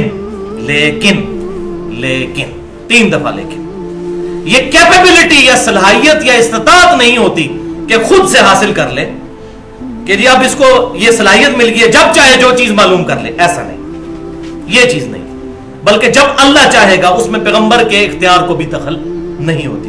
हां, दुआ फरमाए अल्लाह ताला आश्कार कर दे, तो ये मामला होता है गैर इरादी। और इसका जिक्र कहां है? कुरान पाक में सूरह आल इमरान आयत नंबर 179, बिस्मिल्लाहिर्रहमानिर्रहीम, पेज पर रेफरेंस नंबर है 7। वमा कान अल्लाहु लियुतलिअकुम अलल गैब, और अल्लाह की ये शान नहीं है कि तुम पर गैब आश्कार कर दे, इतला दे दे। ऐ लोगों, तुम्हें अल्लाह ताला गैब नहीं अता फरमाएगा, ये अल्लाह की शान के खिलाफ है। वलाकिन अल्लाह, लेकिन अल्लाह यज्तबी मिन रुसुलिही मन यशा, चुन लेता है अपने रसूलों में से जिसे चाहता है उसको ये खबर देता है। फ़आमिनु बिल्लाहि व रुसुली, और तुम्हारा काम क्या है? सहाबा का भी और क़यामत तक आने वाले आखिरी मुसलमान का एक ही स्टेटस है, ईमान लाओ अल्लाह पर, उसके रसूल पर, जितनी खबरें उन पर ईमान लाओ, तस्दीक करो। व इन तुमिनु व तत्तकू, और अगर तुम ईमान लाओगे और तकवा की रविश इख्तियार करोगे, फलकुम अजरुन अज़ीम, तो फिर तुम्हारे लिए अजर अजीम होगा। हमारा काम ये है। और रेफरेंस नंबर 8, सूरह अल जिन की आयत नंबर 26 और 27, आलिमुल गैबी फला युज़हिरु अला गैबिही अहदा, गैब का जानने वाला यानी अल्लाह किसी एक को भी अपने गैब पर मुत्तला नहीं करता, इल्ला, हां मगर, मन इर्तदा मिर रसूल, अपने रसूलों में से जिन पर राजी होता है तो सारे रसूलों पर राजी, यानी जिस वक्त राजी होता है कि अब मैं इनको ये इल्म दूं, उन रसूलों को अता कर देता है।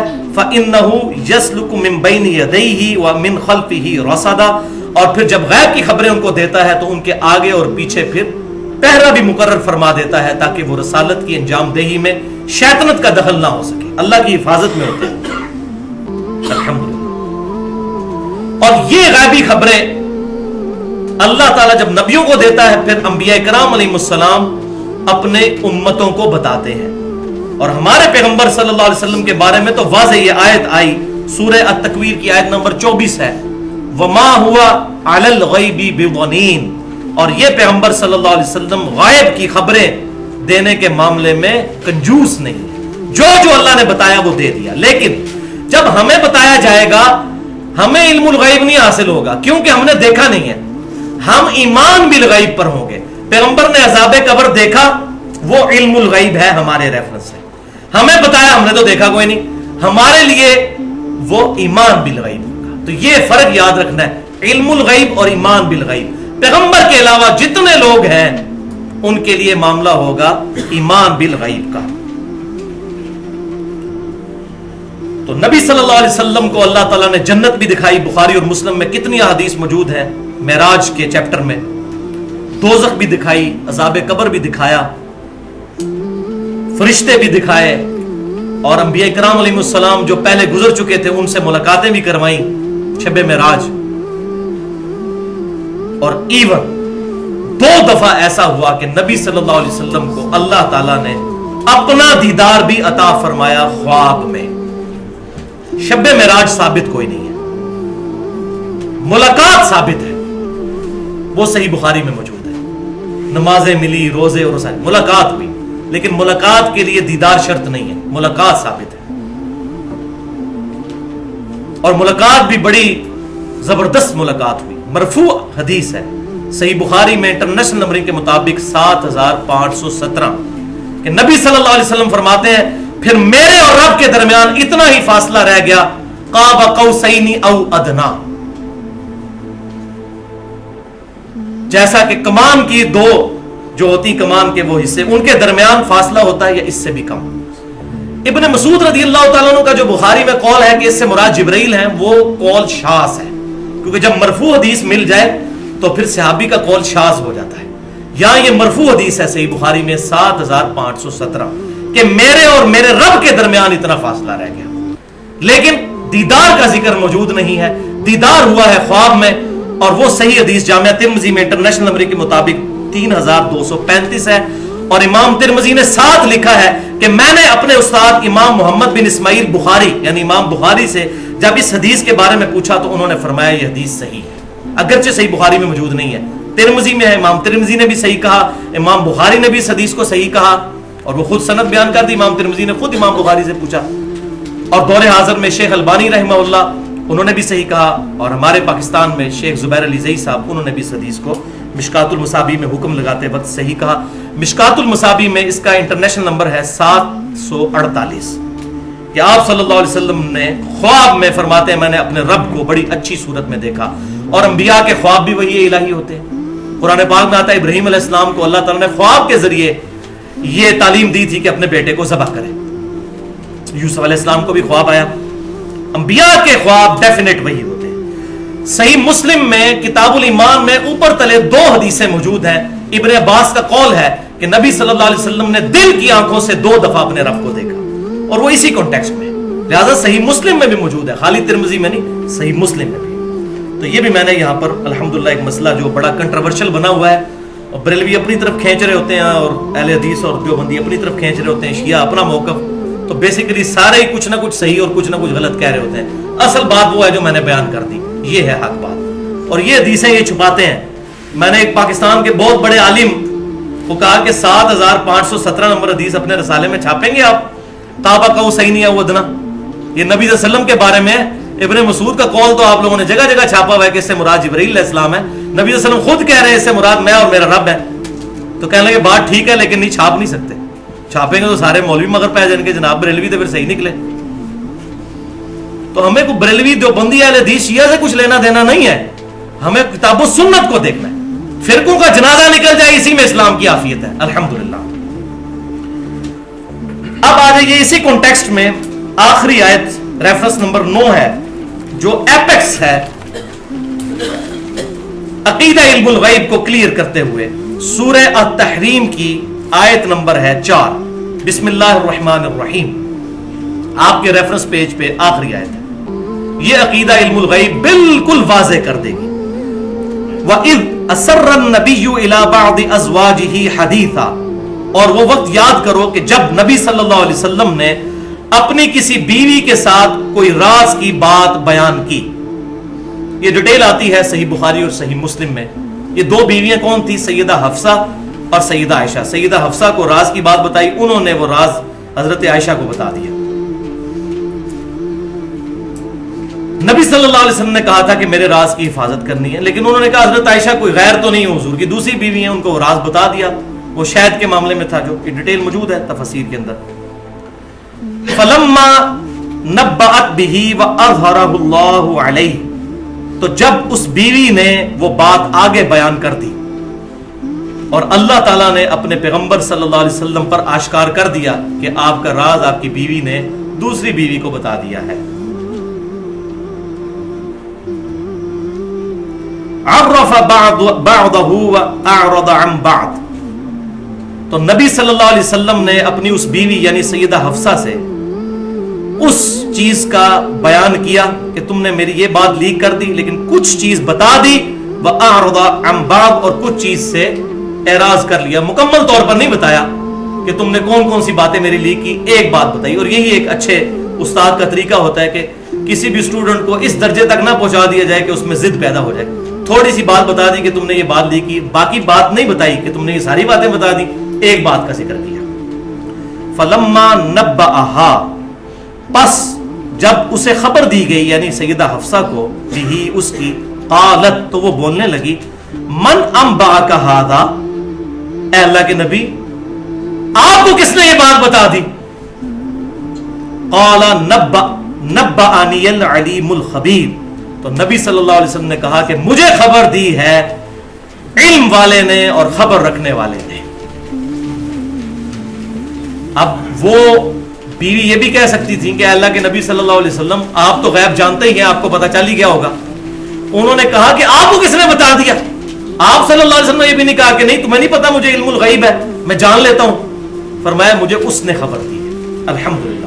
تو اس سے عقیدہ بالکل کلیئر ہو گیا، صحابہ کا عقیدہ بھی پتا چل گیا۔ اس کے رسپانس میں نبی صلی اللہ علیہ وسلم کے جواب سے، اور اللہ تعالیٰ نے آیت قرآن پاک میں سورہ التحریم کی آیت نمبر 4 یہ بیان کر کے مسئلہ ہی الحمدللہ حل کر دیا۔ اب کچھ احادیث ہیں، اس کے بعد اس کا کنکلوژن کروں گا کہ نبی صلی اللہ علیہ وسلم کی غیبی خبریں، یہ میں تیزی سے بیان کرتا جاؤں گا تاکہ اس حوالے سے ہمیں جو عطائی علم الغیب ہے اس کے حوالے سے چیزیں پتہ چل جائیں، اور ایک دو کریٹیکل احادیث ہیں اس میں ان کے ریفرنس بھی بتا دوں گا۔ پہلی حدیث صحیح بخاری اور صحیح مسلم کی متفق علیہ حدیث ہے، 4917 نمبر حدیث ہے۔ 70 صحابہ کو، یہ بخاری مسلم کا میں نے ریفرنس بتایا، بخاری میں بھی ہے، 70 صحابہ کو دھوکے سے شہید کیا گیا۔ جب ان کی شہادت کا وقت قریب آیا تو انہوں نے کہا اے اللہ ہمارے نبی کو ہمارے حال کی خبر کر دے، ہم تیرے نبی کے دین پر قائم ہیں، ہم اپنے رب سے اس حال میں مل رہے ہیں کہ ہمارا رب ہم پر راضی، ہم اپنے رب سے راضی۔ نبی صلی اللہ علیہ وسلم مدینہ شریف میں تھے، آپ صلی اللہ علیہ وسلم نے صحابہ کو کہا کہ ابھی اللہ تعالیٰ کی طرف سے جبرائیل میرے پاس آئے اور مجھے یہ خبر دی کہ تمہارے ساتھیوں نے مرتے وقت یہ دعا کی تھی، اے اللہ ہمارے نبی کو ہمارے حال کی خبر کر دے۔ نبی صلی اللہ علیہ وسلم دنیا میں موجود تھے، انہوں نے یہ نہیں کہا یا رسول اللہ انظر حالنا، اے اللہ تو ہمارے نبی کو ہمارے حال کی خبر کر دے۔ فرشتوں کو بھی نہیں کہہ سکتے ہم فرشتوں یہ پیغام دے دو، نہیں، اللہم صلی علی محمد، اے اللہ تو ہمارا درود محمد صلی اللہ علیہ وسلم تک پہنچا۔ فرشتوں کو پکارنا یا کسی انسان کو پکارنا یا اللہ کے علاوہ کسی بھی اور ہستی کو غائب میں مدد کے لیے پکارنا، یہ خالصتاً شرک ہے قرآن کی روح سے۔ اور اس میں میرا پورا ریسرچ پیپر ہے، مسئلہ نمبر 3 کے نام سے دعا صرف اللہ ہی سے، لیکچر بھی موجود ہے، اور ریسرچ پیپر نمبر 3 ہے دعا صرف اللہ ہی سے۔ اس سے عقیدہ کلیئر ہو گیا کہ صحابہ کرام علیہم رضوان اپنی خبریں اللہ کے ذریعے پہنچایا کرتے تھے، اور استانت کا مسئلہ بھی اس میں کلیئر ہو گیا۔ دوسری حدیث صحیح بخاری اور صحیح مسلم کی متفق علیہ حدیث ہے، غزوہ تبوک کے موقع پر، یہ ڈیٹیل حدیث ہے، 3 صحابہ تھے جو پیچھے رہ گئے، جن میں کعب بن مالک رضی اللہ تعالیٰ عنہ بھی تھے۔ سورہ توبہ میں بھی ان کی توبہ کا ذکر موجود ہے، انہی کی وجہ سے سورہ توبہ کہا گیا اسے۔ تو بخاری کا جو ترک ہے 4418 نمبر غزوہ تبوک کے چیپٹر میں، اس میں وہ صحابی کہتے ہیں میں پیچھے رہ گیا اور منافقین آ کر بہانہ کر رہے تھے، کوئی کہہ رہا تھا میری بیوی بیمار تھی، مجھے وہ مسئلہ تھا، میں اس لیے قتال میں شامل نہیں ہوا۔ تو وہ صحابی کہتے ہیں کعب بن مالک کہ اتنا رش تھا حضور کے پاس کہ اس وقت کوئی بھی شخص حضور سے جھوٹ بول دیتا تو آپ صلی اللہ علیہ وسلم کو پتہ نہیں چلتا تھا کہ یہ واقعی قتال میں شامل تھا یا نہیں، کیونکہ 30,000 کا لشکر آپ لے کے گئے تھے، 30,000 بندے سامنے یاد رکھنا تو بڑا مشکل کام ہے۔ اور ساتھ وہ صحابی کہتے ہیں نبی صلی اللہ علیہ وسلم کو پتہ نہیں چلتا تھا الا یہ کہ اللہ تعالیٰ وحی کے ذریعے بتا دے کہ یہ بندہ نہیں گیا تھا، ورنہ کوئی شخص یہ کہتا تھا کہ میں قتال میں نہیں اس مجبوری کی وجہ سے جا سکا یا کوئی ایسی بات، تو نبی صلی اللہ علیہ وسلم اس کا عذر قبول کر لیتے تھے، الا یہ کہ اللہ وحی کے ذریعے بتا دے۔ تو کہتے ہیں میں نے بھی ارادہ کیا کہ میں جھوٹ بولوں، لیکن پھر آگے الفاظ کیا کہتے ہیں کہ میں نے یہ سوچا میں نبی صلی اللہ علیہ وسلم کو تو جھوٹ بول کر راضی کر لوں گا، لیکن بعد میں اللہ تو آپ کو بتا ہی دے گا۔ اب دیکھ لیں صحابی کا عقیدہ کیا ہے، انہوں نے یہ نہیں کہا کہ حضور کو پتہ چل ہی جائے گا، کہا اللہ تو بتا ہی دے گا۔ تو یہ دونوں جملے ان کے الحمدللہ عقیدہ علم الغیب عطائی کو کلیئر کرتے ہیں۔ تیسری حدیث صحیح بخاری اور مسلم کی متفق علیہ حدیث ہے، نبی صلی اللہ علیہ وسلم نے فرمایا میں بھی ایک انسان ہوں، جس طرح سنتا ہوں فیصلہ کر دیتا ہوں، تم میں سے بعض لوگ چرب زبان ہوتے ہیں اور اپنے دلائل بڑے مضبوطی کے ساتھ میرے سامنے رکھتے ہیں، ہو سکتا ہے کہ میں ان کے دلائل کی مضبوطی کی وجہ سے ان کے حق میں فیصلہ دے دوں، لیکن میں بھی ایک انسان ہوں، اگر وہ مجھ سے غلط فیصلہ لے کر جا رہا ہے تو اپنے گھر آگ کا ٹکڑا لے کر جا رہا ہے، یعنی وہ مجھے تو دھوکہ دے رہا ہے لیکن اپنے ساتھ کیا کر رہا ہے۔ تو اب یہ کوئی نہیں کہہ سکتا کہ حضور کو اندروں پتہ ہوتا سی، نہ نبی کی شان، نبی سلیم الفطرت ہوتا ہے، نبی کی شان سے یہ بعید ہے کہ ان کو اندر خبر ہو اور وہ اس کے مخالفت میں فیصلہ کرتے، کیونکہ یہ تو پھر دل کے ساتھ جنگ شروع ہو جاتی ہے۔ آپ کو بھی ایون پتا ہو کہ یہ بندہ مجرم ہے اور دوسرا بے گناہ ہے، آپ بے گناہ کو سزا دے ہی نہیں سکتے، اور پیغمبر تو سلیم الفطرت ہوتا ہے، اندر سے بھی نہیں۔ آپ نے فرمایا میں ایک انسان ہوں جو سنتا ہوں اس کے اعتبار سے ججمنٹ کر دیتا ہوں۔ چوتھی حدیث صحیح بخاری اور صحیح مسلم کی متفق علیہ حدیث ہے، بخاری میں 3886 اور مسلم میں 428، واقعہ معراج کے کانٹیکسٹ میں نبی صلی اللہ علیہ وسلم کہتے ہیں جب میں راتوں رات ظاہر معراج کا سفر کر کے آیا تو کافروں نے مجھے جھٹلانا شروع کر دیا اور انہوں نے عجیب و غریب سوال شروع کر دیے، اچھا آپ گئے تھے 1.5-2 महीने की मुसाफत पे है बैतुल मकदिस खाना काबा शरीफ से। आप रात को वहां गए थे, नबी सल्लल्लाहु अलैहि वसल्लम ने कहा मैं गया था, मुझे अल्लाह ले गया। उनका रातों रात कैसे आ सकता है बंदा वापस आसमानों से होके? 2 महीने का तो सफर सिर्फ जमीन ही है। अच्छा बताएं बैतुल मकदिस के कितने दरवाजे हैं? अब जो बंदा एक दफा ही गया है वो दरवाजे तो नहीं गिने, उसकी सीढ़ियां कितनी हैं, उसकी दीवारों का कलर क्या है? अब ये नीचे सीढ़ियां हैं, मैं 3 साल से चढ़ रहा हूं, अगर आप मुझे पूछ रहे हैं कितनी सीढ़ी है तो मैं आप में से कोई भी नहीं बता सकता। तो नबी सल्लल्लाहु अलैहि वसल्लम से अब ये उन्होंने छेड़खानी शुरू कर दी। तो आप सल्लल्लाहु अलैहि वसल्लम कहते हैं, मुस्लिम शरीफ के अल्फाज हैं 430 नंबर हदीस में, एक ये भी लफ्ज है कि मैंने शब मिराज अंबिया की इमामत करवाई। ये मुस्लिम शरीफ में 430, इसी से हम आप सल्लल्लाहु अलैहि वसल्लम को इमामुल अंबिया कहते हैं।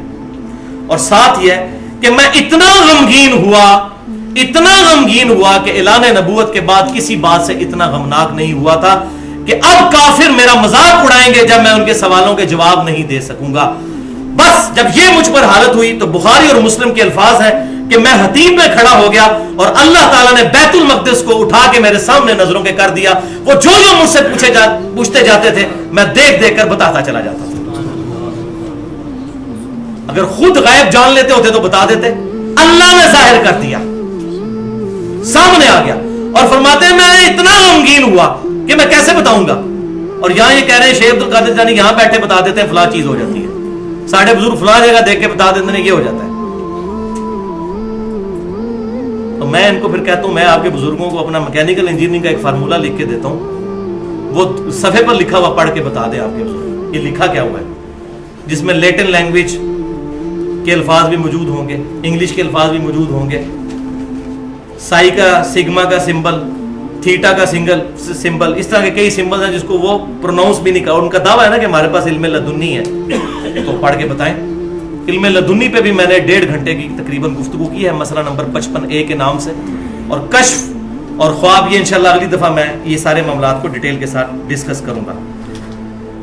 इसी कॉन्टेक्स्ट में एक और हदीस भी है सही मुस्लिम में 7258 कि नबी सल्लल्लाहु अलैहि वसल्लम कहते हैं कि अल्लाह ताला ने मेरे लिए सारी जमीन समेट दी और मैंने मशरक और मगरब को देख लिया जहां तक मेरी उम्मत की हुकूमत पहुंचनी थी।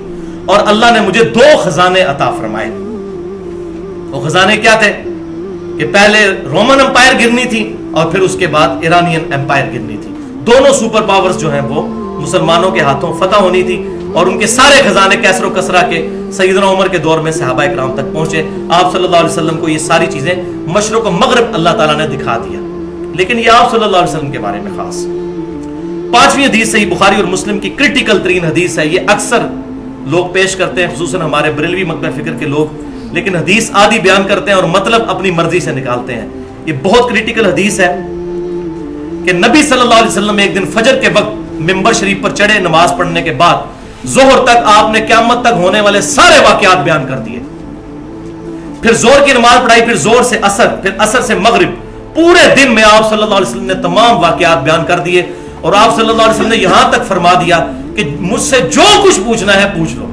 तो कहते हैं देखो आप सल्लल्लाहु अलैहि वसल्लम को अल्लाह ताला ने हर चीज का इल्म अता फरमा दिया, इसलिए तो आप फरमाया जो पूछना है पूछ लो। और ये हदीस आधी बयान करते हैं आउट ऑफ कॉन्टेक्स्ट। सही मुस्लिम में इसके 10 तुरुक कम से कम है। इंटरनेशनल नंबरिंग के मुताबिक 6113 से लेकर 6125 तक पूरा एक चैप्टर है किताबुल फजाइल चैप्टर में कि कसरत के साथ सवालात करने की मुमानियत। असल में कुछ लोगों ने नबी सल्लल्लाहु अलैहि वसल्लम की नबूवत से फायदा उठाते हुए आप सल्लल्लाहु अलैहि वसल्लम से अजीबो गरीब सवाल करने शुरू कर दिए अपने दुनियावी मामलात के अंदर। अब नबी का काम यह नहीं होता। जिस तरह इधर भी लोगों को किसी बुजुर्ग के पास 10 मेरा ब्याह कदों होएगा, चले जाते हैं ना, मेरी शादी कब होगी। इस किस्म के सवालात उस वक्त कुछ मुसलमानों में मुनाफिकीन घुसे हुए थे, उन्होंने नबी सल्लल्लाहु अलैहि वसल्लम को तंग करना शुरू कर दिए। तो आप सल्लल्लाहु अलैहि वसल्लम एक दिन जलाल में आए और मिंबर पर चढ़े। मुस्लिम में ये मैंने हवाला भी दे दिया, 10 तुर्क मौजूद हैं, वो सारी अहादीस पढ़ के देखें। आप सल्लल्लाहु अलैहि वसल्लम मिंबर पर चढ़े और आप सल्लल्लाहु अलैहि वसल्लम ने जलाल के आलम में एक खुतबा दिया और आप सल्लल्लाहु अलैहि वसल्लम ने सारे ये क़यामत तक होने वाले हालात बयान किए और फिर फरमाया जब तक मैं इस मिंबर पर खड़ा हूं मुझसे जो पूछना चाहते हो पूछ लो। अब ये शर्त लगा दी, जब तक इस मिंबर पर खड़ा हूं। क्यों? अल्लाह ने आपको खड़ा किया था, जैसे हदीम में खड़ा किया और बैतुल मक़दस दिखा दिया یہاں پر آپ صلی اللہ علیہ وسلم سے منافقین کی ایلیگیشن دور کرنے کے لیے فرمایا ممبر پر چڑھیے, جو سوال پوچھیں گے اللہ تعالیٰ آپ کے دل پر القاء کرتا چلا جائے گا. اس میں الفاظ موجود ہیں. اور صحابہ کہتے ہیں کہ ہم لوگ زاروں قطار رو رہے تھے اور ڈرے ہوئے تھے کیونکہ حضور جلال میں تھے. تو ایک صحابی کھڑے ہوئے, انہوں نے کہا یا رسول اللہ بتائیے کہ میرا باپ کون ہے؟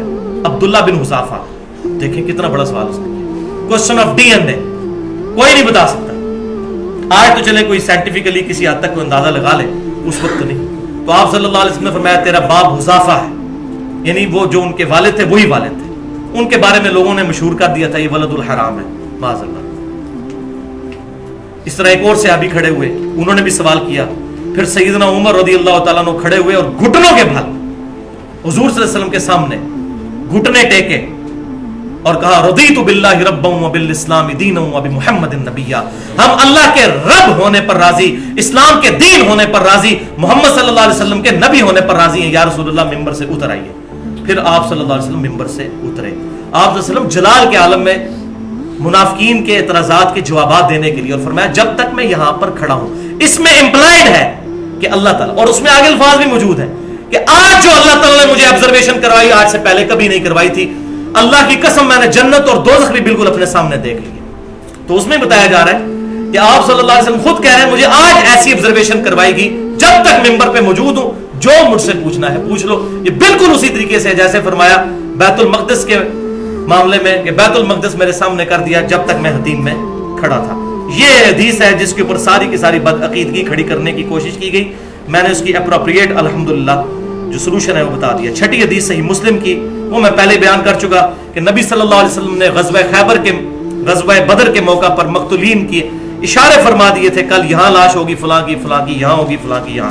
7ویں حدیث صحیح بخاری میں جو بھی پہلے بیان ہو چکی کہ غزوہ موتا کے موقع پر آپ صلی اللہ علیہ وسلم نے لائیو کمنٹری کئی سو میل دور سے دی کہ اب زید شہید ہو گئے, اب جعفر شہید ہو گئے, عبداللہ ابن رواحہ شہید ہو گئے, اب خالد ابن ولید, اللہ کی تلواروں میں سے ایک تلوار رضی اللہ عنہم اجمعین, ان کے ہاتھ پر اللہ تعالیٰ نے فتح دی ہے. 8ویں حدیث صحیح بخاری اور مسلم کی متفق علیہ حدیث, وہ بھی میں پہلے بیان کر چکا. غزوہ خیبر کے موقع پر فرمایا کل اس شخص کے ہاتھ میں جھنڈا دوں گا جو اللہ سے محبت کرتا ہے, اللہ سے اور اس کے رسول سے, اور اللہ اور اس کا رسول صلی اللہ علیہ وسلم اس سے محبت کرتے ہیں. اور سیدنا علی کو وہ جھنڈا ملا. اور مسلم کے الفاظ ہیں حضرت علی کے فضائل کے چیپٹر میں کہ میں پوری زندگی سیدنا علی پر رشک کروں گا کہ وہ جھنڈا اس دن علی کو ملا اور مجھے نہیں ملا. تو وہ اللہ نے فتح دی. 9ویں حدیث بخاری اور مسلم کی متفق علیہ حدیث ہے, آپ صلی اللہ علیہ وسلم نے اپنی وفات کے 26 سال بعد کا واقعہ بیان کر دیا.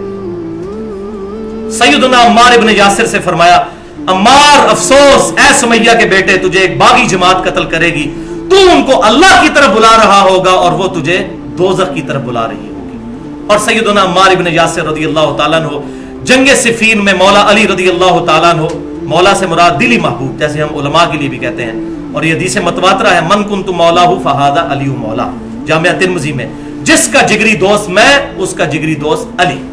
تو مولا علی کی طرف سے لڑتے ہوئے حضرت معاویہ رضی اللہ تعالیٰ عنہ کے فوجی کے ہاتھوں, ابو الغادیہ وہ بھی صحابی تھے رضی اللہ تعالیٰ عنہ, ان کے ہاتھوں شہید ہوئے.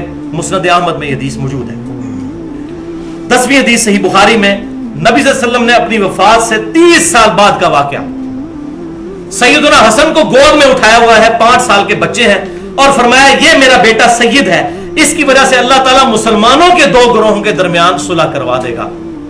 اور وہ 30 سال بعد 41 ہجری میں سیدنا حسن اور سیدنا معاویہ رضی اللہ تعالیٰ عنہ کے درمیان صلح ہوئی, اس کا ذکر ہے, اور الحمدللہ وہ بین ہی پوری ہوئی. اسی طریقے سے 11ویں حدیث سنن ابی داؤد جامعہ ترمذی اور مسند احمد میں ہے کہ آپ صلی اللہ علیہ وسلم نے فرمایا میری وفات کے بعد خلافت علی منہاج النبوہ صرف 30 سال تک رہے گی, اس کے بعد کاٹ کھانے والی ملوکیت شروع ہو جائے گی. اور ایگزیکٹ 30 سال صلح حسن پر 41 ہجری ربیع الاول میں پورے ہوتے ہیں. یہ بشارت بھی پوری ہوئی. پھر اپنی وفات سے 50 سال بعد مسند احمد میں صحیح سند کے ساتھ یہ 12ویں حدیث کہ آپ صلی اللہ علیہ وسلم نے حضرت حسین کو اٹھایا ہوا ہے, اور حضرت جبرائیل علیہ السلام نے آ کر بتایا کہ آپ کی امت اس کو فرات کے کنارے پیاسا شہید کر دے گی. اور آپ صلی اللہ علیہ وسلم نے امت کو خبر دی اپنی وفات کے 50 سال بعد 61 ہجری میں ہونے والے واقعے پر. اس کی ڈیٹیل میں بھی جانے کی ضرورت نہیں, اس پہ میرے 2 لیکچر ہیں. مسئلہ نمبر 61 کے نام سے حسینیت اور یزیدیت کا تحقیقی جائزہ 2 گھنٹے اور 22 منٹ کی گفتگو, اور مسئلہ نمبر 55B کے نام سے 2 گھنٹے اور 48 منٹ کی گفتگو ہے. حدیث قرطاس اور وصی رسول کون ہے اہل سنت پاک.com پر۔ اب جناب 10 سے 12 منٹ کی گفتگو رہ گئی ہے، لیکن یہ ہے کنکلوژن آج کی پوری گفتگو کا انشاءاللہ، 12 منٹ سے زیادہ نہیں ہوں گے۔ ایک دفعہ دروشی پڑھ لیجئے، اللہم صلی علی محمد وعلی آل محمد کما صلیت علی ابراہیم وعلی آل ابراہیم انک حمید مجید، اللہم بارک علی محمد وعلی آل محمد کما بارکت علی ابراہیم وعلی آل ابراہیم انک حمید مجید۔ تو آج کی گفتگو کا کنکلوژن یہ ہے کہ علم الغیب صرف اللہ جانتا ہے، اور اللہ جب چاہتا ہے نمبر 1، نمبر 2 جو چاہتا ہے، نمبر 3 جتنا چاہتا ہے، اپنے پیغمبروں کو علم الغیب عطا فرما دیتا ہے، صرف پیغمبروں کو علیہ السلام۔ اب اللہ اور انبیاء کرام علیہ السلام کے جو علم الغیب ہے اس کا سٹیٹس کیا ہے، وہ 3 فرق یاد رکھیے، یہ ٹیکنیکل گفتگو ہے۔ 3 فرق۔ پہلا فرق، اللہ کا علم ذاتی ہے، جبکہ نبی صلی اللہ علیہ وسلم کا علم عطائی ہے، اللہ کے بتانے پر ہے، خود سے نہیں ہے۔ نمبر 2، اللہ کا علم لامحدود ہے، جبکہ نبی صلی اللہ علیہ وسلم کا علم محدود ہے، جتنا اللہ نے بتایا اتنا پتا ہے، جیسا کہ قیامت کا علم نہیں بتایا اور آپ نے خود کہہ دیا کہ میرے پاس علم نہیں ہے۔ باقی ہر چیز کے بارے میں نہیں کہنا چاہیے کہ نبی کو یہ نہیں پتا تھا، یہ نہیں پتا تھا، جو واضح ہو جائے اس کے بارے میں آپ وثوق سے کہہ سکتے ہیں۔ تیسرا فرق کہ اللہ کا علم قدیم ہے اور نبی صلی اللہ علیہ وسلم کا علم حادث ہے۔ یہ علم الکلام کی ٹرمز ہیں، علم الکلام کو سمجھنا ہے تو اپنی نوعیت کی منفرد گفتگو میں نے 50 منٹ کی ہے، مسئلہ نمبر 41 کے نام سے، نور من نور اللہ وحدت الوجود اور علم الکلام، وہ اہل سنت پاک.com پہ سنی جا سکتی ہے اور دیکھی جا سکتی ہے علم الکلام کے حوالے سے۔ قدیم کا مطلب یہ ہے کہ اللہ کا علم ہمیشہ سے ہے، اور حادث وہ چیز ہوتی ہے جو ہمیشہ سے نہ ہو بلکہ وجود میں آئی ہو۔ تو نبی صلی اللہ علیہ وسلم کا علم ہمیشہ سے نہیں تھا، جب سے اللہ نے بتایا تب سے ہے، ہمیشہ سے نہیں۔ اس کے بارے میں قرآن پاک میں درجنوں آیات موجود ہیں کہ نبی صلی اللہ علیہ وسلم کو اللہ تبارک و تعالیٰ نے یہ علم عطا فرمایا، اور اس علم سے پہلے نبی صلی اللہ علیہ وسلم کے علم میں یہ چیزیں نہیں تھیں قرآن کے نزول سے پہلے۔ اور اس کا ایپیکس قرآن پاک کی یہ سیکنڈ لاسٹ آیت ہے سورہ الشورى کی، میں یہیں پر تلاوت کر دوں، اس سے یہ عقیدہ بالکل واضح ہو جائے گا۔ یہ سب سے سخت آیت ہے، ویسے تو آیات بہت ہیں لیکن یہ آیت بہت واضح ہے۔ بسم اللہ الرحمن الرحیم، وَكَذَلِكَ أَوْحَيْنَا إِلَيْكَ رُوحًا مِّنْ أَمْرِنَا، سورہ الشورى آیت نمبر 52۔ اے محبوب صلی اللہ علیہ وسلم، بالکل اس طریقے سے جس طرح میں نے پہلے پیغمبروں کی طرف وحی بھیجی، آپ کی طرف بھی میں نے اپنی طرف سے وحی بھیجی۔ ما كنت تدری ما الکتاب ولا الایمان، اس قرآن کے نزول سے پہلے نہ تو آپ یہ جانتے تھے کہ کتاب کیا ہے اور نہ ایمان کی تفصیلات آپ جانتے تھے۔ بیسک ایمان تو ہے، پوٹینشلی تو ہر نبی پیدائشی طور پر ایمان والا ہی ہوتا ہے اعلان نبوت سے پہلے، لیکن اس کی ڈیٹیلز نہیں اس کتاب سے پہلے۔ ما كنت تدری ما الکتاب ولا الایمان، اس کتاب کے آنے سے پہلے آپ نہ تو کتاب کا علم جانتے تھے نہ ایمان۔ وَلَكِنْ جَعَلْنَاهُ نُورًا نَهْدِي بِهِ مَن نَّشَاءُ مِنْ عِبَادِنَا، بلکہ اللہ تعالیٰ اپنے بندوں میں سے جس کو چاہتا ہے اس کے لیے وحی کے ذریعے یہ علم آشکار کر دیتا ہے، جیسا کہ آپ صلی اللہ علیہ وسلم کی طرف کیا۔ وَإِنَّكَ لَتَهْدِي إِلَىٰ صِرَاطٍ مُسْتَقِيمٍ، اور اب بے شک آپ بھی لوگوں کو ہدایت کے راستے کی طرف، صراط مستقیم کی طرف رہنمائی کرتے ہیں۔ الحمدللہ، تو آپ صلی اللہ علیہ وسلم کو بھی اس کتاب سے اللہ تبارک و تعالیٰ نے کامل ہدایت تک پہنچایا۔ جبلی بیسک ہدایت تو پیغمبر کو ہوتی ہے، لیکن اس کتاب کے ذریعے آپ صلی اللہ علیہ وسلم کا علم اور یہ تمام کی چیزیں بتدریج جو ہے وہ کھل کر سامنے آئیں۔ الحمدللہ۔ اب اگلی دفعہ جو گفتگو ڈسکس ہونی ہے اس کے کانٹیکسٹ میں میں بس آخر میں ایک حدیث بیان کر دوں۔ یہ حدیث ہے صحیح بخاری میں، اور یقین کریں میں حدیث بیان کرتے ہوئے ڈر رہا ہوں، بالکل عقیدہ کلیئر کرنے والی ہے۔ صحیح بخاری 7018 نمبر حدیث، کتاب التعبیر چیپٹر میں، خوابوں کی تعبیر والے چیپٹر میں۔ ڈیٹیل تو انشاءاللہ خوابوں اور کشف کی اگلی دفعہ ہوگی، اور یہ کتاب الشہادات چیپٹر میں بھی صحیح بخاری میں موجود ہے۔ 7018 نمبر ہے کتاب التعبیر کا طرق صحیح بخاری میں جو میں بیان کر رہا ہوں۔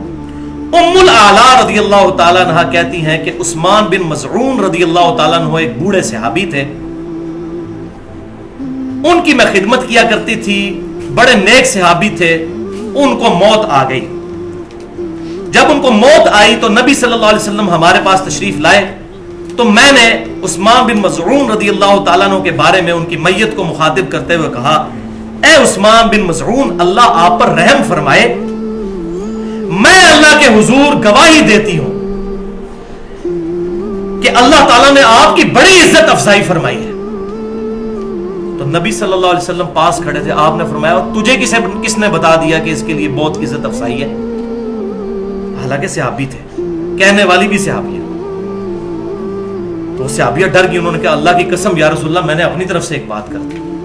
پھر آپ صلی اللہ علیہ وسلم نے اس پر ایک جملہ بولا، آپ صلی اللہ علیہ وسلم نے فرمایا کہ عثمان بن مظعون اپنی موت کے ذریعے علم الیقین کو حاصل کر چکا، یعنی آخرت میں پہنچ چکا، میں بھی اللہ سے اس کے لیے خیر کی امید کرتا ہوں، لیکن اللہ کی قسم حالانکہ میں اللہ کا رسول ہوں، مجھے نہیں پتا کہ اس کے ساتھ کیا معاملہ ہوگا، تمہارے ساتھ کیا معاملہ ہوگا اور میرے ساتھ کیا معاملہ ہوگا۔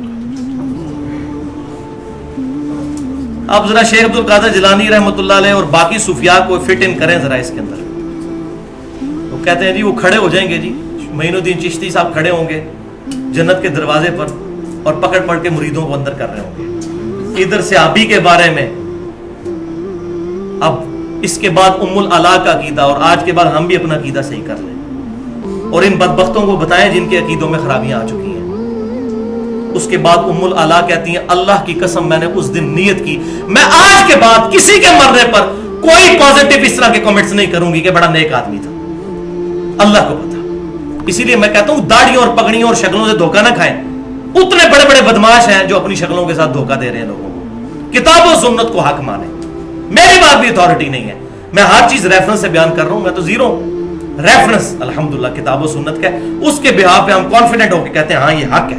وہ اپنے آپ کو حق نہیں کہہ رہے ہوتے، کتاب کو حق کہہ رہے ہوتے ہیں، سنت کو حق کہہ رہے ہیں، وہ تو ہمارے ایمان کا تقاضا ہے۔ اس میں اگر ہم ڈاؤٹ فل ہوں گے پتہ نہیں ہے کہ نہیں ہے تو خود ہی بے ایمان ہو جائے۔ ام الاعلی کہتی ہے میں بڑی غمناک ہوئی تو پھر میں نے خواب دیکھی اور مجھے خواب میں جنت میں ایک چشمہ دکھایا گیا اور بتایا گیا کہ یہ عثمان کا چشمہ ہے، عثمان بن مظعون رضی اللہ تعالیٰ عنہ۔ ایک وہ ہے جو خلیفہ راشد ہے عثمان بن عفان، یہ وہ نہیں ہے۔ تو میں نے نبی صلی اللہ علیہ وسلم سے اس خواب کا ذکر کیا تو آپ صلی اللہ علیہ وسلم بھی خوش ہوئے اور آپ نے فرمایا یہ عثمان کا عمل ہے، یعنی آپ صلی اللہ علیہ وسلم نے تصدیق فرما دی کہ ہاں اب یہ خواب کے ذریعے جو تجھے خبر دی گئی ہے یہ حق ہے۔ تو یہی یاد رکھیں، بخاری اور مسلم کی متفق علیہ حدیث ہے کہ میری وفات کے بعد نبوت کی خبروں میں سے صرف مبشرات باقی ہیں۔ صحابہ نے پوچھا یہ مبشرات کیا ہیں؟ تو فرمایا خواب، اور صحیح مسلم کی حدیث ہے کہ خواب یا شیطان کی طرف سے ہوگا یا اللہ کی طرف سے، یہ نہیں ہے کہ جس کو جو خواب آیا وہ صحیح ہوگا، وہ واقعہ ہونے کے بعد۔ لہذا کشف، الہام اور اس طرح کی کوئی چیزیں اس امت میں نہیں ہے، خواب ایک ذریعہ ہے اور وہ بھی جب واقعہ ہو جائے گا۔ تو یہ نہیں ہے کہ بریلوی دیوبندیوں کے خوابوں کو نہیں مانتے، دیوبندی بریلویوں کو نہیں مانتے، یہ دونوں اہل حدیثوں کے خوابوں کو نہیں مانتے، اہل حدیث ان کے خوابوں کو، اہل تشیع سارے اہل سنت کے خوابوں کو ریجیکٹ کرتے ہیں، یہ خواب نہیں۔ وہ میں اگلی دفعہ بتاؤں گا کہ اس کا اپروپریٹ عقیدہ کیا ہونا چاہیے۔ اللہ تعالیٰ سے دعا ہے جو حق بات میں نے کہی اللہ تعالیٰ ہمارے دلوں میں راسخ فرمائے، اگر جذبات میں میرے منہ سے کوئی غلط بات نکل گئی تو اللہ تعالیٰ ہمارے دلوں سے معاف کر دے، ہمیں کتاب و سنت کی تعلیمات پر عمل کر کے دوسرے بھائیوں تک پہنچانے کی توفیق عطا فرمائے۔ سبحانک اللہم و بحمدک، اشہد ان لا الہ الا انت، استغفرک و اتوب الیک، وما علینا الا البلاغ المبین۔